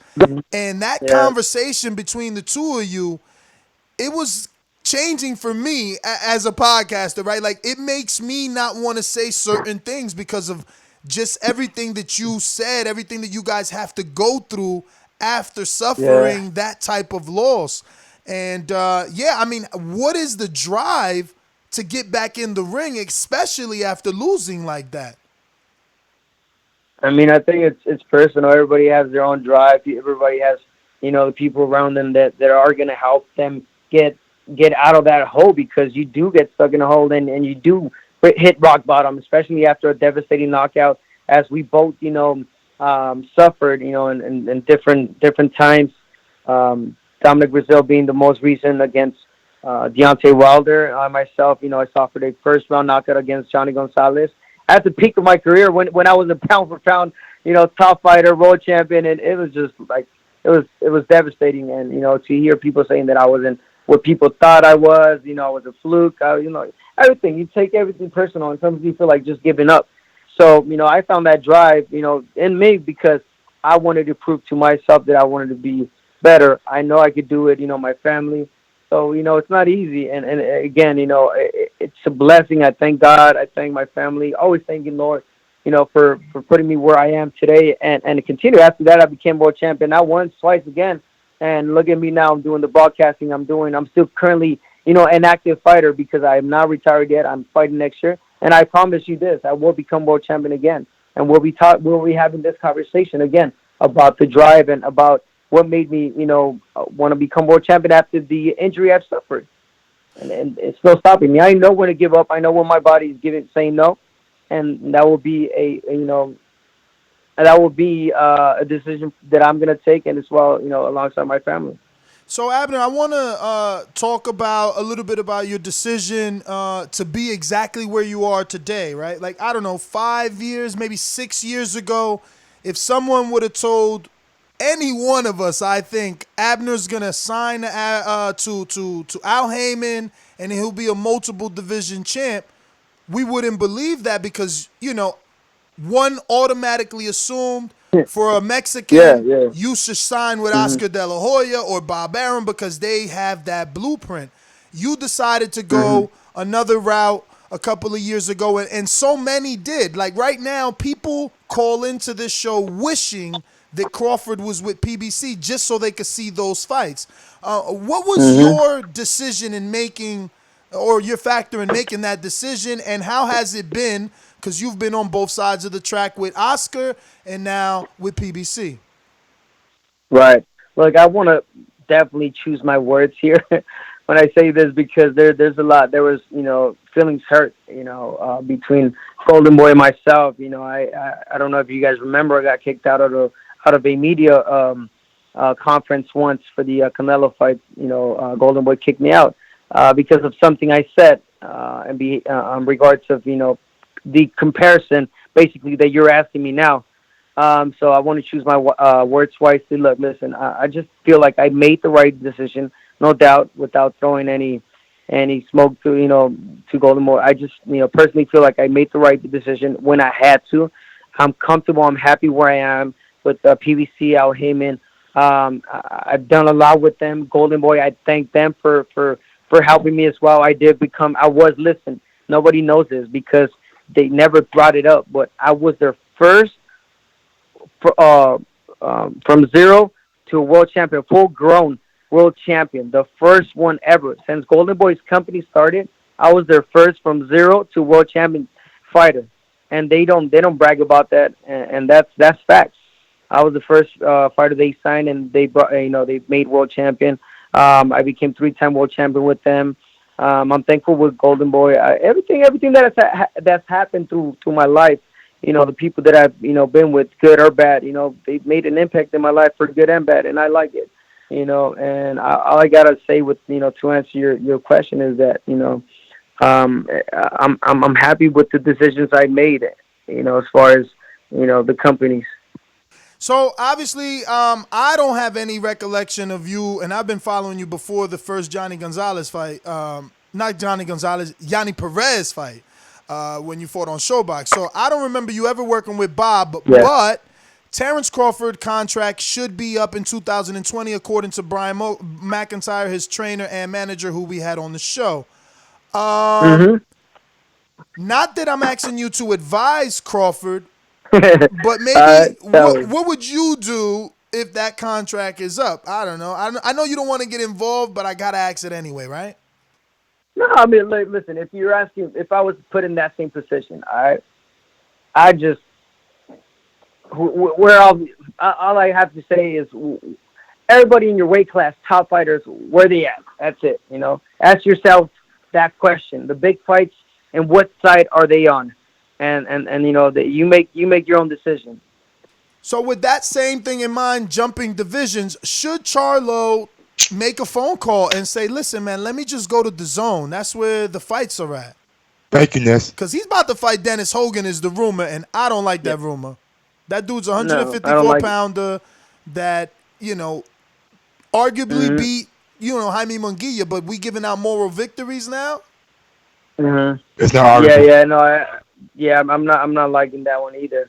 As a fight, boxing fanatic. And again, I think I have to say the same thing. You got to think of where the fights for you are at, and make a decision from there. So let me talk about some of these up and coming guys. Obviously, I want to hope because you're on the West Coast, you know something about Joet Gonzalez that you can tell us, because we know a lot about Shakur. They're going for a title shot, and I want you to put your commentator hat on. This one has some bad blood. Shakur's dating his sister. Joet doesn't respect him. He says he's going to knock him out. He knows him well from the amateurs. I'm excited. What do you think? And this is kind of around your weight. This is 130. Okay, wait, go back a little bit. You said Shakur's dating Joet Gonzalez. Joet Gonzalez's sister, yes. Jahira. No. Yes. Oh, wow. I didn't know this. Wow, it makes it even more interesting. Look, wait, we should ask her. Who's she going for? Wow. So you're asking me put my 90 seconds. Yeah, don't mind her. Hello? Don't mind her. Don't mind her. She's going to say that about 3 more times. Okay, I'm sorry. So what do you want me to tell you? Like, how do I see this fight playing out? How do you see that fight playing out? Do you know Joet, first of all? Because we don't know. I mean, he's on the West Coast. We know he's being signed with Golden Boy, and he's been brought up. We've seen a little bit of fights, but we don't know him like that. Do you know him? Have you used him in sparring? And what do you think of this upcoming matchup with Shakur? 60 Look, I seconds. think it's a good matchup for both. I think it's an even better matchup for Joel Gonzalez. I think this fight is gonna, it's a win-win for him. And what I say about that, even if he loses, I think he gains a lot from this fight because he's gonna get a lot of experience. I do not see him beating a Shakur. And again, I'm not taking sides because, I honestly, I don't know any of them. I know them because of, who they are, but not personally on the personal level. But I think Shakur Stevenson is just on a different level right now. I think he has matured as a fighter. Now he has fought, better opposition to this date. And if I have to put it, I mean, the better the styles make fights, and I think Shakur Stevenson's style is one of those styles that he could adapt to anything, and we've seen it. He could box, he could brawl, and I mean, he's not the biggest puncher, but he does carry a punch. Joel Gonzalez, yet to see his chin. I've seen him get hurt. He is in the learning process still. I mean, we all are, but Hammy's still a little tender. Again, I think Shakur Stevenson takes this fight, but it's definitely a good fight for both. All right, keep that commentator hat on. I gotta ask this one. You've shared the ring with him, 24 rounds already? I mean, Gary Russell really wants a fight with the guy that you've been fighting. I mean, he went as far as, putting Leo Santa Cruz's father in an interview, even though Leo Santa Cruz's father was in a wheelchair. I mean, that was foul. Would you fight Gary Russell at this point if you are Leo Santa Cruz? Yes, sir. If you're asking Abner Mares, would you fight Gary Russell if I was Leo's position? Yes, I will. And if you're asking me right now, and on my side, where I'm at, if I would fight Gary Russell, yes, I would fight him also. Oh. Listen, Leo's doing everything wrong. If you want to get respect and you want to be considered a legend and you want to be considered one of the best, you got to fight the best. Leo, yes, he's got to win 2 wins over me. He beat Frampton, once. They got 1-1. I'm sorry, I paused there. Why? Because that's it. That's all he has. Other than that, what other big names has he beaten? Can you help me out? Nah, I mean, but I mean, you got, exactly. but you're a 3-divisional champ, though. You're a big name, and Frampton is a big name. Listen, I'm trying to make a point here. He's been a 3-time world champion, but he hasn't really fought the best. He has to. Yes, he beat me twice, and I'm not just saying this because he beat me twice. No, I'm just stating facts. He needed that fight against Gary Russell. He needed to prove that he is the best at that weight class. He's got to fight the best. I don't know. I don't want to even talk about his upcoming fight because I don't know the guy he's fighting. I don't think any of us do. I knew he was gonna fight him. I think a couple of fights back, and the guy got injured. Again, it just doesn't look good for Leo Santa Cruz. I don't commend what Gary Russell did. with his father trying to get this fight, but I also get his frustration of Leo not wanting to fight him. Because you asked Leo and he said, I don't know, I just do what they tell me. Yes, I understand that. We all been there, but bro, like you do have a say at a certain point, As I did when I wanted to fight as I did when I wanted to fight Tank Davis. And even Mr. Heyman told me, hey, Abner, that's a difficult fight for you. That's a tough fight. But hey, listen, I want this fight. We got this. Sorry about that. We have this ongoing debate on this show, like by promoters and like fighters and like who is really in charge.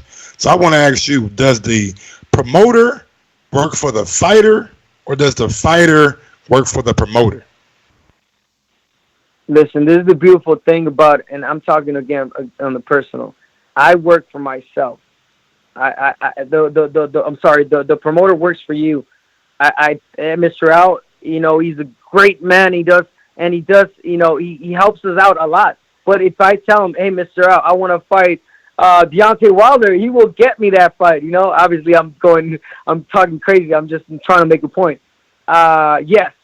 He does, he does give you his thoughts as, this fight is a difficult fight. I don't think you should go this way, but if you want it, you could have it. Again, I was going to fight Tank Davis. They recommended me not to fight him, and I said I still want to fight him. The fight was made. It was a week before I got injured, that had me cancel the fight. So, Leo saying that I'm just doing as I'm told, it doesn't look good for him. So the issue with Gary Russell is at 126, and you want to go to No. Listen. Gary Russell said he had no problem going up to 130 and fighting Leo. I know they wanted to unify titles because they could have done that at 126, but that's not desperation. His willingness of wanting to fight Leo Santa Cruz was up to like, all right, I'll leave my title, move up to 130. Now, if you're asking me if I were to fight Gary Russell, I could make the struggle to make 126, and struggle because I am walking around over 150 pounds. But if not, at 130, there's no title needed for this fight, honestly. If there's no title, if he's not the champion, there's just, a fight. The names speak for themselves, If you say Abner Mars is fighting Gary Russell, people don't even ask, like, what title are they fighting for? They'll just ask when. You get me? For sure. No, listen, you and Gary is a big fight with or without a belt. But I would do what you said. Take a tune-up, check the eye, make sure everything is good. Plus, it'll help you get the weight off. So you get two camps. Maybe something like Andre Ward did with Kovalev, where he got Alexander Brand, then he went Barrera, then he had already the signed contract for the Kovalev fight. But listen, Abner, I don't want to take too much more of your time. I do want to thank you, obviously, for coming on and talking boxing with us.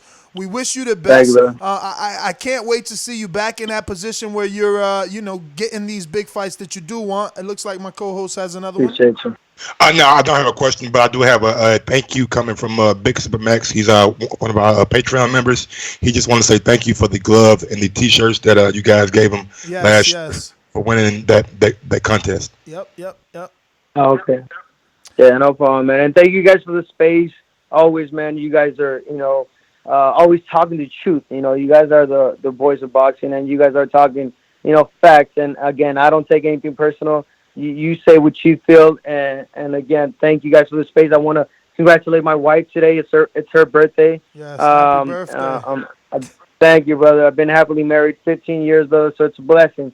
And she has a big reason of where of why I am where I am. And thank you guys again, and I can't wait to be fighting once again. One last question from a single guy to a married guy. Sir. You see a lot of divorces in America, no sense. So what's the secret of being married for 15 years? I think the real secret here is fall in love with the heart, not with the eyes. What I mean by that, a lot of people go based on, looks, like, oh, she looks pretty, nice, I'm gonna marry her, she's the one. They married, they lived together, then they started looking for flaws, and that's it. But no, I married the perfect woman because of her heart, because of she was always. Oh, he dropped off. Mike, Yeah, why you do that, Mike? Let me see if I can get him back I got on. that problem, bro. Like, I need to know, like, cause I'm calling him. I'm calling. Yeah, I don't want him to end it in the middle of his wife. Maybe she was like, "Come on, it's my birthday." Click. Yeah, probably so. But yeah, man. All right, well. Maybe it went dead. Maybe his phone went dead or service died. Yeah, well, But it's big, still calling. I don't know how to end that. So, this is great radio, man. But big ups to Leo, Hey, man. man, this is. I mean, hopefully someone sees. They're like, wow, these guys they're a little rough around the edges. This is boxing's Joe Buttons. If we just invest a little bit, get him a sound guy, get him an intern to make sure that these calls don't. That's all it is, Mike. Don't blame this on us. This is show business. Show business has 50 people doing what the fuck we doing. You know what I'm saying? But I want to thank Abner Mars, obviously, for coming Please on. leave your message for 3238818. Ha! I thought y'all was gonna get that, but I'm quick. I'm quick, doggy. You can't get that off on that. Almost. Damn. Y'all, let me tell you, I've done that in the past. I got years of interviews where that has happened, and I gave someone's number out, man. It's fucking sad. Voicemails are a fucking beesh. But I caught that, and that's all what I'm saying. It's all about growth, right? With the growth, I was able to get a better mixer and things like that. So I was able to catch something like that this time around, where in the past there was no catching that. Someone actually probably could have went and been little real jerk and rewind. Look at people in it. Look at Basil. Basil, you're terrible too. You're supposed to be my boy. Mike, I don't know what you're saying, Mike. I gotta go. Give me about 5-10 minutes. And I told you, my Oh nurse here. Yes. No problema. Listen to all my Skypers. Make fresh calls. Because if you call in from your last call, you're just calling with the old group, and then that really doesn't get me to connect you. But I'm gonna go back out to Joshua from New Orleans. Talk to me, man.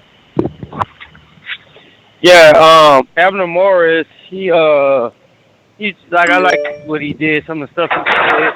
I'm stuck on the fact when he said the fighters have something to say, so that definitely clears up what we all knew already. So some of these guys that's not making these fights, they're being advised otherwise not to, but they're not pushing for the fights in return at the same time. So they're just going along with what the advisors are giving them their advice. So that's still ducking in my eyes in some situations.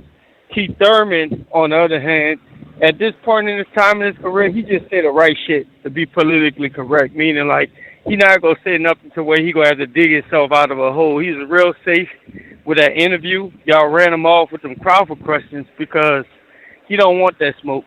Never wanted to smoke, always made excuses, and that's my call. Yeah, I don't believe that at all. I mean, I think he answered it well. If it's a Pacquiao fight, those are life-changing, once-in-a-lifetime fights. So you take that without healing the hand. If it's another fight, you're still young. You take a tune-up, and then you get into those other fights. There's nothing wrong with that, man. Like, why would you want to beat someone injured if you're in your prime? It's supposed to be the Hagler, Spence, whatever era, right? Like, Mastermind, NO, talk to me.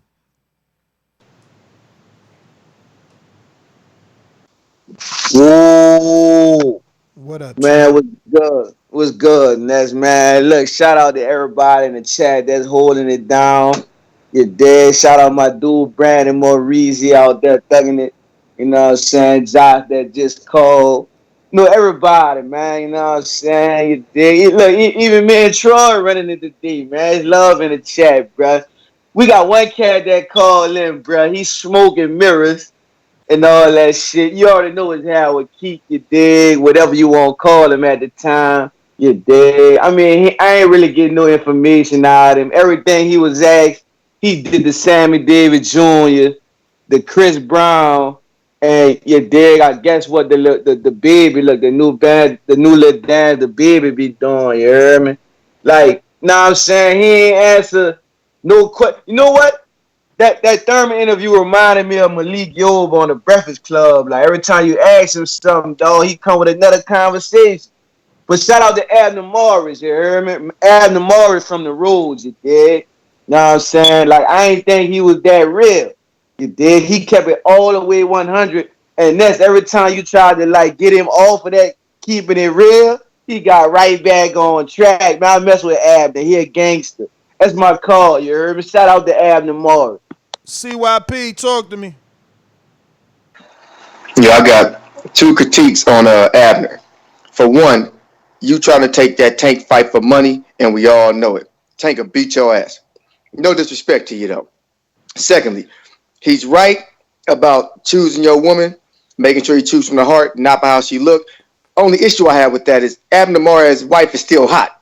So he don't know if that's true yet. He don't know if he picked the right one yet. You got to wait till she stopped being hot and then realize, oh, I love the way you look at me. He don't know that yet. They still young, they still fly, they still flashy, they still attractive.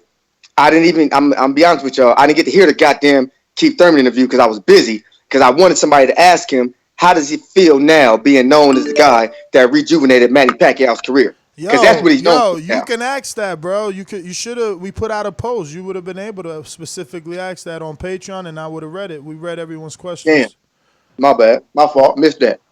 But I'll boomerang back. All right. Well, thanks for calling in, champ. We going out to P. Wait a minute, P. Let me double check on the other side here. Yep, P Money, talk to me. P Money. Just listening at work. You in the gym? All good? No, I'm here. All right. My bad about this one.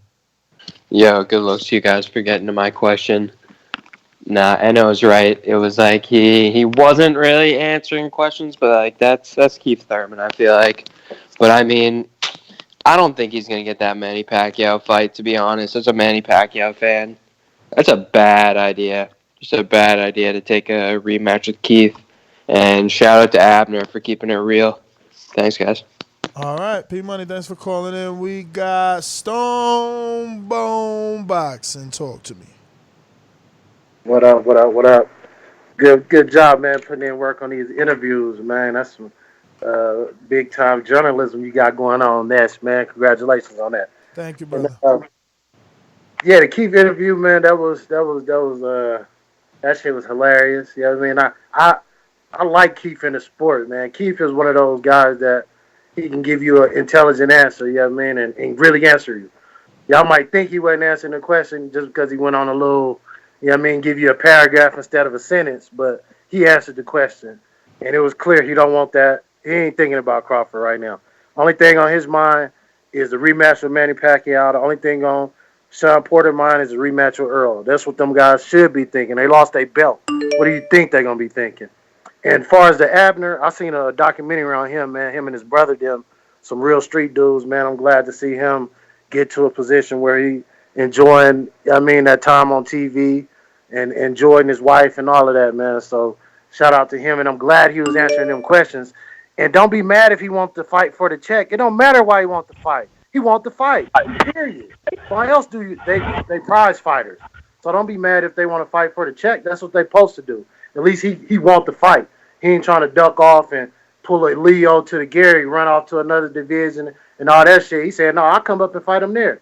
So shout out to him for that, man. And shout out to the Boxing Voice, man. I'm about to join the Patreon, man. I just got permission. My girl said I could drop. I dropped Dazn, so she said I can put that $20 or something on the Boxing Voice. So I'm about to be on that Patreon, bro, so I can talk that shit too. Yo, you the man, and I appreciate that. But how you gonna watch the fights though now? Because you gotta watch these fights. Because listen, if we don't support it, we ain't gonna have it.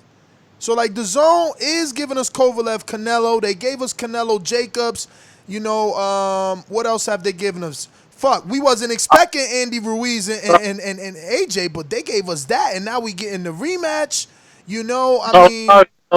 But I had it for a year now because I got it when they first started it. So if I extend it, do I get the deal for the year? Shit, man, I don't know, bro. I'm not saying it sarcastically when I say that I don't work for them, but I don't know But all I'm saying is, look, man, I love that you would want to, hook us up, and I definitely know that Mike and us need it, but you still need to watch. Look, it's different. Them other sports, they got so many people, man. The last thing we want to do is have someone like Dazn is done, because people have this love-hate relationship with Dazn, but like, yo, look at all the money they dumping into boxing. Like, why would I want them to go away? Yeah, I'm thinking about going to like winning some big fights, subscribing for a month. Nah, I hear you, man. Do the month to month. Do the month to month. Then I get you, man. Stonebone, thanks for calling in. I see Ronald Finkley says, not really, Nez. The zone is trash. I get it, guys, but they just started. They just made a year, September 22nd, man. Like what? And they gave us a lot for 1 year. That's a lot of fights. AJ Povetkin, I was cool with that. I don't think was Takam on there. I don't know. I mean, I think they gave us a few. It's decent, man. Look, I don't get no fucking check from them. I'll tell you right now, I wish I was getting a fucking monthly stipend. It would help shit out. But I'm not. I just feel like, yo, if we don't support our own shit, like, they gonna take it. They gonna take it. They already charging us, man. Shit, they already charging. Look, at least we ain't had to pay $100 for fucking Jacobs and $100 for fucking Canelo Kovalev. That's what I'm saying, bro. If y'all pull away from that, they gonna come back to everybody being fucking pay-per-view. All Canelo fights pay-per-view. Billy Joe and Demetrius Andre, now that's fucking pay-per-view. Like, nah, bro. Y'all gotta think. Gennady Golovkin, Canelo, pay-per-view. Gennady Golovkin, Demetrius, pay-per-view. I know we getting pay-per-views over here. And these dudes are giving it to us because that's the platform they chose. Everyone that signed with DAZN, they chose to be on DAZN. So it's a different argument for them. For them, we don't want to see pay-per-view. Hooker, Ramirez, that wasn't pay-per-view. I ain't trying to see that on pay-per-view. We got to keep them separate. PBC chose to go over there. They doing that. We been buying into that. They was on Showtime. We bought into that for years. DAZN just came out with the streaming apps. All I'm saying is, man, support the sport. Support the sport. Did I ever get to Mr. PBC? Talk to me, champ. Yeah, man. Were you trying to say to tell people to buy the zone or something? If they don't want to do that, they don't gotta do that.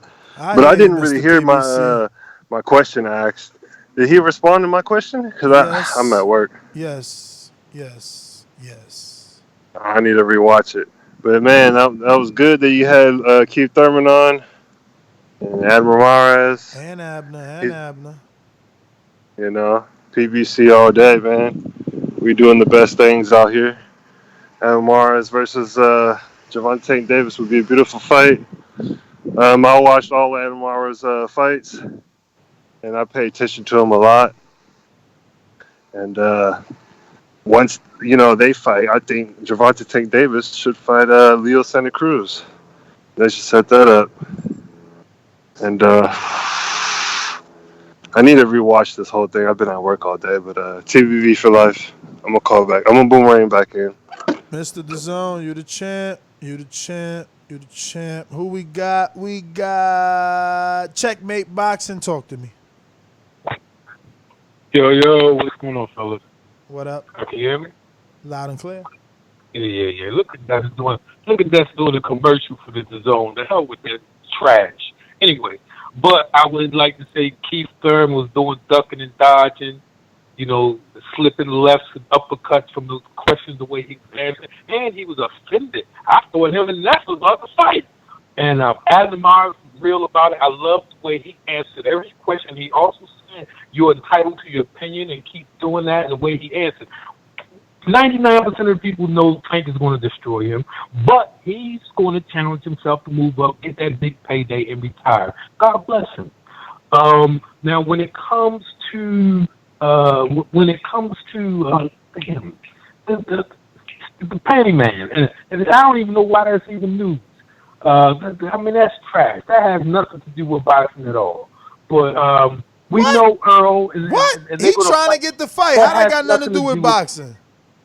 Listen, now let me answer, okay? Let me answer this. Yeah, you got 30 I've been saying this for over a year. Okay, I've been saying so over a year. When they fight, it should be for undisputed. Allow him to get Manny's belt. Why are you guys standing in the way of history? It will be Earl's first Man, let Earl get and undisputed Tom's with. second. Why you? But why? You want big fights, but you want to let this big fight opportunity go? Bruh. What are you talking about? That's your minute 30. What are you talking about? He still would be undisputed if he beat Crawford. Then he go fight fucking Manny. What the hell is the difference, bruh? Come on, you making excuses. Info Joe, man, talk to me. Yo. Hey, man, TBV, the voice of the people, there is no equal. Shout out to you, Mike. Shout out to you, Ness. Great interviews with Thurman and Abner. Yo, I want to say this, man. Ain't no boogeyman in the 147 division. I don't see really nobody head and shoulders over the next. And if anybody think their favorite fighter ain't gonna lose, they the next Floyd. Man, get yourself a self check. Ain't no more Floyd, man. It'll be another 2 or 3 generations before we see another Floyd undefeated, 50-0. So all these dudes, man, need to fight each other in rematches, and you'll see at the end who's gonna rise to the top. Because all of them are beatable. If you if all the top 6 fought each other twice, that's what we'll see. Sean should get that rematch. Thurman should get that rematch with Pac. And then we should be I'm stop cock blocking the Spence Porter fight, man. If you're a true hardcore boxing fan, you should want to see that fight next. You want to see the best fight, the best in the undefeated fight, undefeated. That should be next. But I wouldn't be mad if Sean Porter rematched Spence, and that would bring back the days of the '80s with Haglers and Durans and over. Them guys fought each other at least twice, and then we seen at the end who's the best at that division. But right now, it's up for grabs, man. I don't see none of them as no boogeyman. I don't see any of them head and shoulders. All of their Joe, that is your time. Supermax, Mastermind, talk to me. What up, Big Supermax? Give me just a second. Let's come back to me in just a second. No problema. Michael, how are you? Where you been? Everything goody? I'm just buying time as I look for this number, actually. I don't want man, I had to get my. I don't want you to think I'm on you. Like I said, I'm just buying time. I had to get my fucking bandage changed, bro. Burn my foot cooking some fries one day. Let me see here. This is. Oh shit, that's Mike Jerry.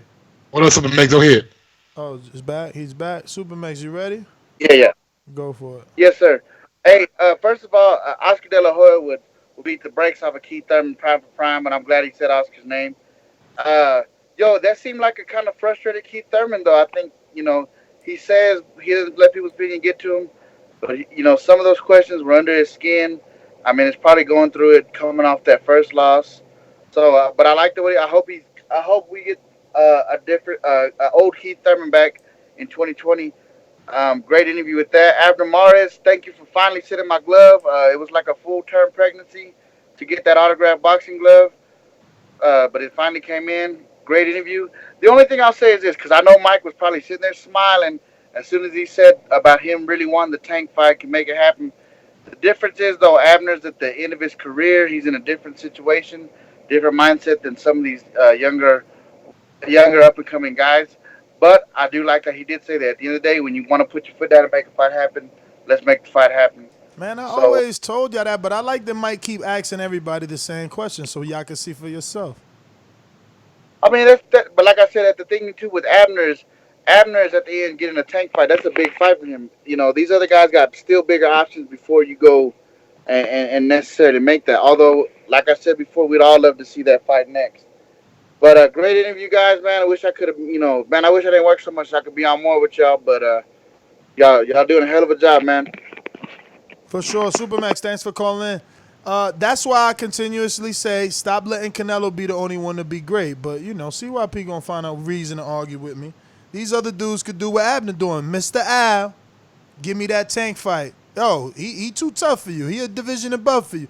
It don't matter. That's the smoke I want. All right, champ, we got you. Real quick. Man, what the hell done happened here? These dudes messing my show up. Michael Gross. What? Here we go. Man, bruh.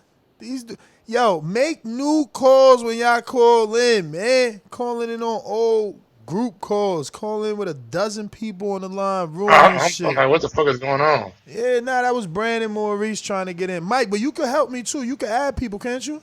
Bro, I've been adding people. Oh, add Brandon. He trying to call in. Yeah, I'm going to Mike Jerry. Mike Jerry, you on that speaker.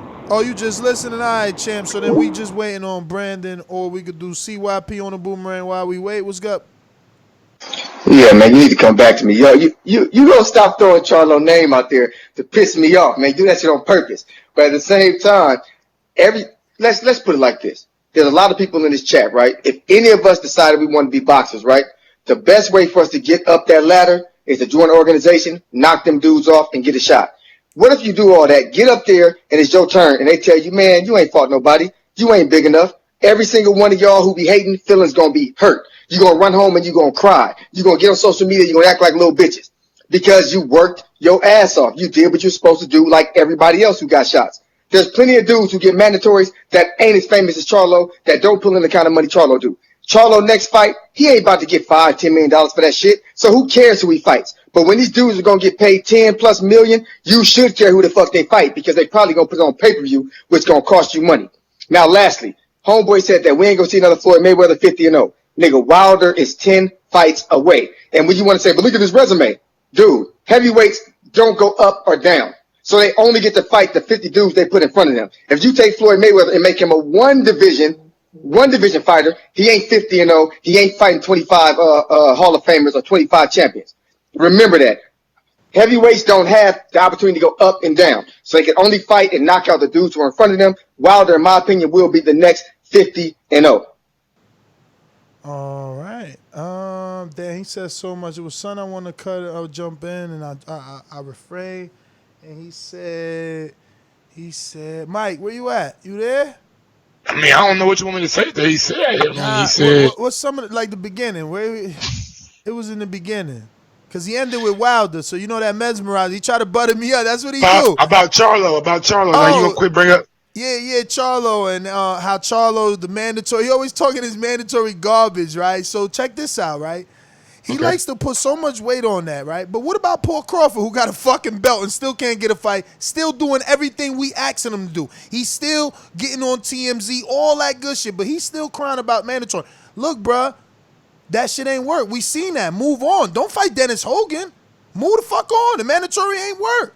You the champ. All right, cool. You got to fight somebody like you the champ. Dennis Hogan don't make you look like the champ. Like, so now they gave you a belt and you about to fight Dennis Hogan. Like, I mean, defend that. Hey, man, you gonna get out from motherfucking Charlo, man. All right, bro. We ain't standing for this bullshit, bro. Abnormals just told us. Abnormals just told us you could call Mr. Al and say, Mr. Al, send me to Dazn, just like Daniel Jacobs did. Mr. Al, look, there ain't nothing for me at 60, man. Let me fight Caleb Plant, man. People think he the new White Hope. Let me fight him. I could beat him. Lonzoni. Arr! That's my roar. I'm just saying, bro, because everybody, give him a fight. My man, make your own fight. Make your own fight. Do what Crawford doing. Make your own fight. Do what fucking Tyson Fury did. Didn't Tyson Fury get in the motherfucking ring with Wilder? Shane got in. I'm going to go right back down that route. CYP hate that route. Shane got in motherfucking, who ring he got in? Oh, Floyd's. Who ring Floyd got in? Oh, Oscar. Okay.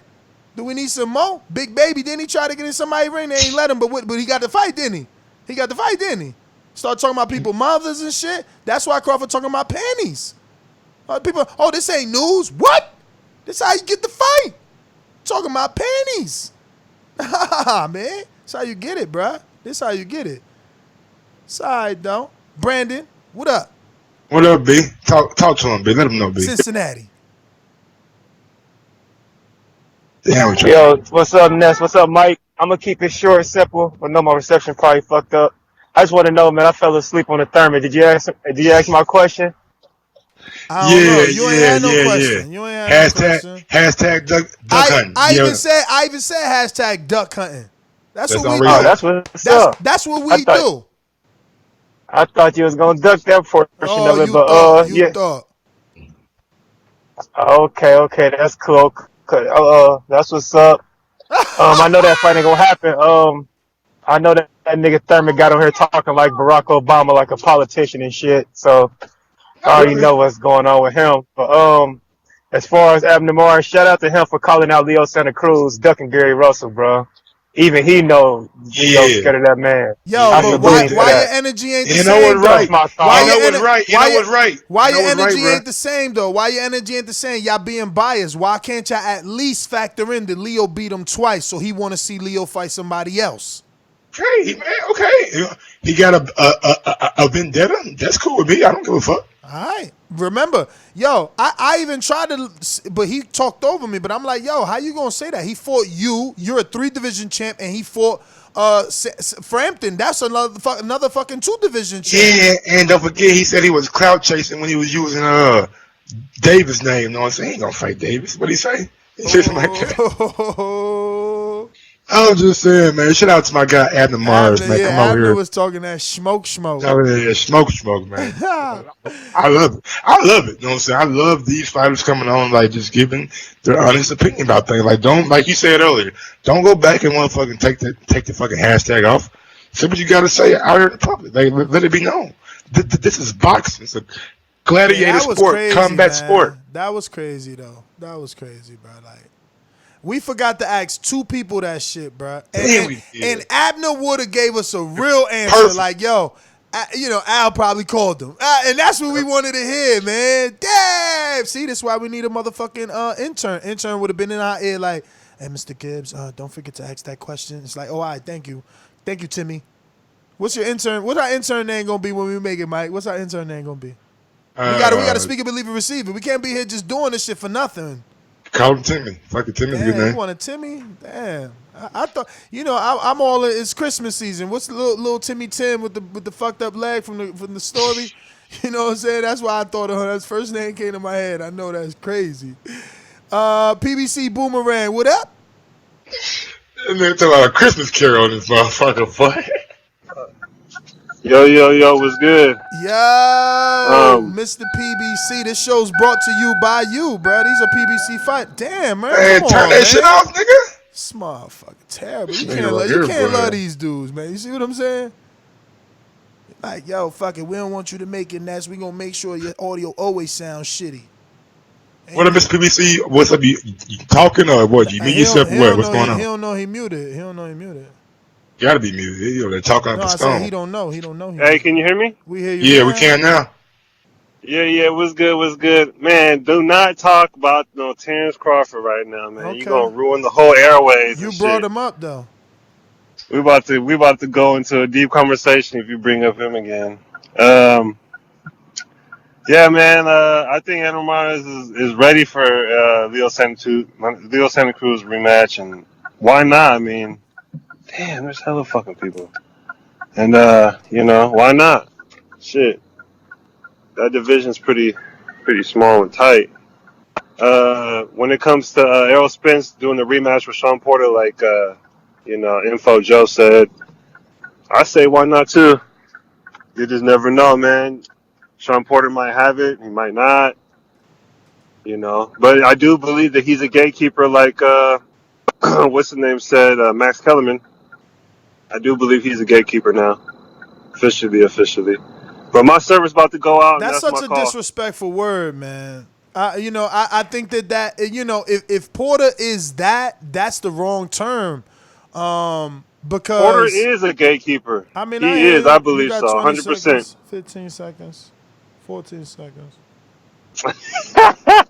All right, TV for life, and this is Mr. PBC. PBC is the best.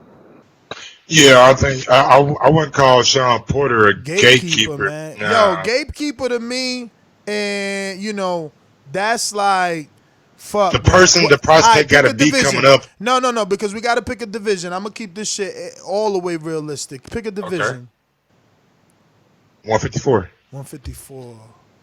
Our favorite All right, division. let me not cheat. Damn, fucking Danny calling me. So, Daddy, I'm on the show. Hit me back. Yeah, my bad, fellas. This live TV. See, this is what we need the intern for. My phone won't ring. It won't come on. It won't be on my personal computer. There's a lot of shit that's happening right here. You know what I'm saying? But we gon' make it. 90s music. Mike, you laughing at me yet? That 90s music? That's the Jada Kiss, man. Yeah, That's the Kiss of the Dragon. Yeah. Oh, no, Kiss of Death. But you always say that I'm only spitting 90s music. All right, so 154, Gatekeeper. I'm looking at the 54 top. I'm looking at the 54 top 15. No, I ain't calling Austin Trout no gatekeeper. Wally Omatosa is a gatekeeper. Nah, Wally not even on that level to be considered a fucking gatekeeper. He's top 15.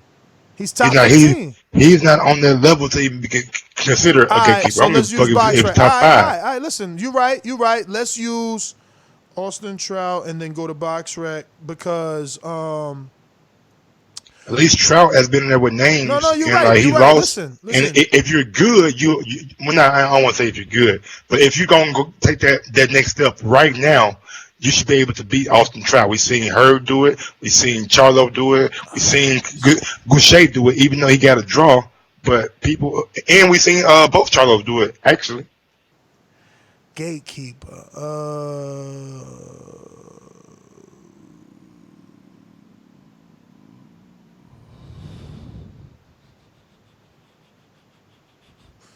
And I would say Jack Coolclay is a gatekeeper.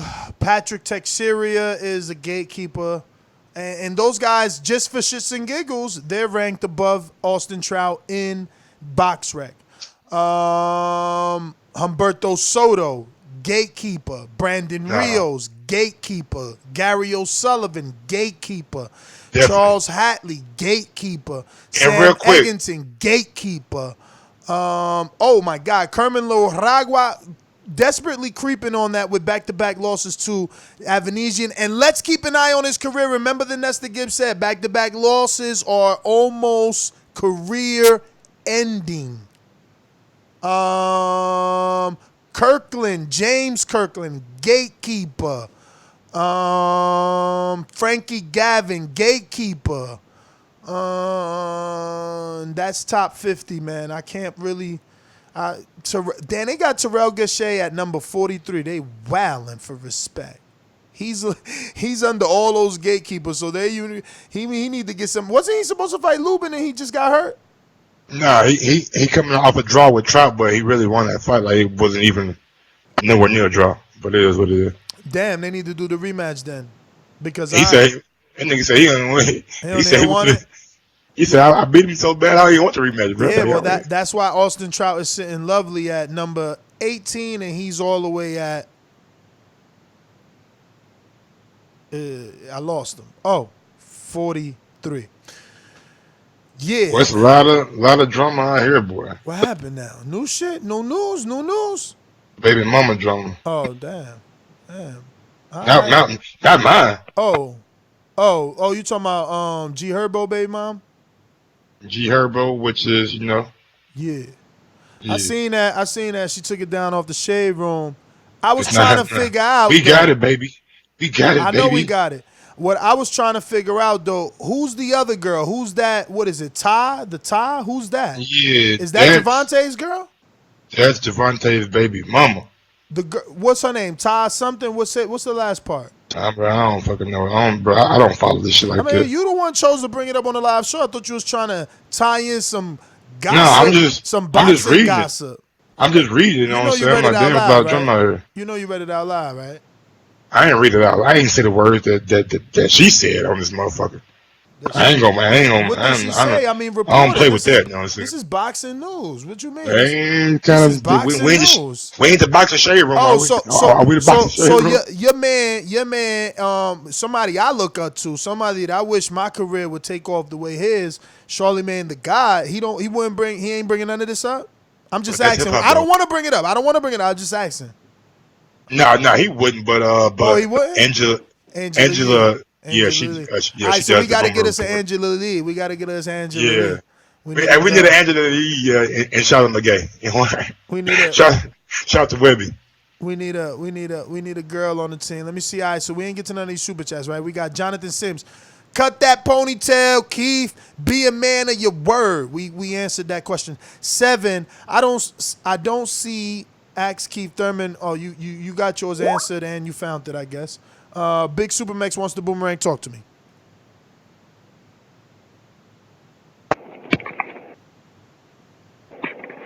Yeah, I was just gonna say, I wish we would kind of divulge more into this, but Abner said something about Fury's already involved with PBC. Yeah.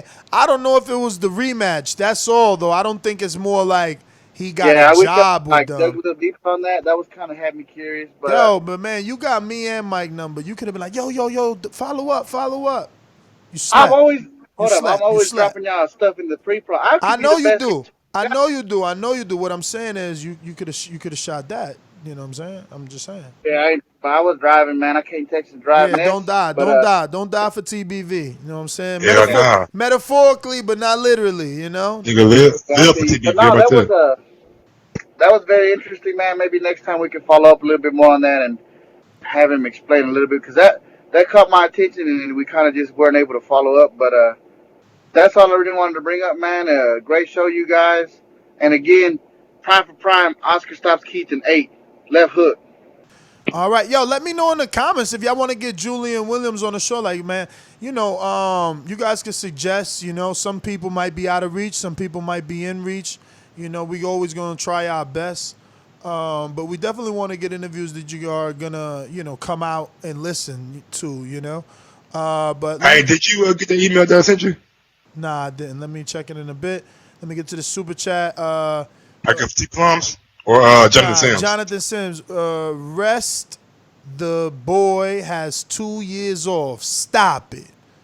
Okay, T Plums. Everyone's saying Spence and AJ the same are dumb. Crawford is claiming A-side. BS. But AJ turned down $50 million. Get the fuck out of here. T Plum said, Ness, I'm from South Florida, man. Write it down. I don't know what he mean, but when I say his Patreon question. Plus, South Florida, damn, what part, T Plums? I want to move to Florida. I've been saying that to y'all for like 5 years now, man. Miami. I'm just hoping. Nah, hell no, I ain't going. He said Miami? I'm just guessing. I'm about to I'm say just he balling. And we got one coming from Mr. CYP. I don't know where the fuck this coming from. Spence is African American, not Jamaican, because they are both nationalities, not races. Get your own champs, Troy. Weirdo man. What the fuck? What you talking about, Troy? They call in? Wait. What you alright? Yes? I mean, I'm just trying to understand that. Because Spence's dad and them claimed Jamaican. They throw up the flag. They had the flag in the Porter fight. I guess, but I don't fucking know, my nigga. Like, he literally put it up in the post fight. It's there. Okay. I mean, I don't know. I mean, maybe that still makes CYP right, because really what he's saying is that they're both nationalities.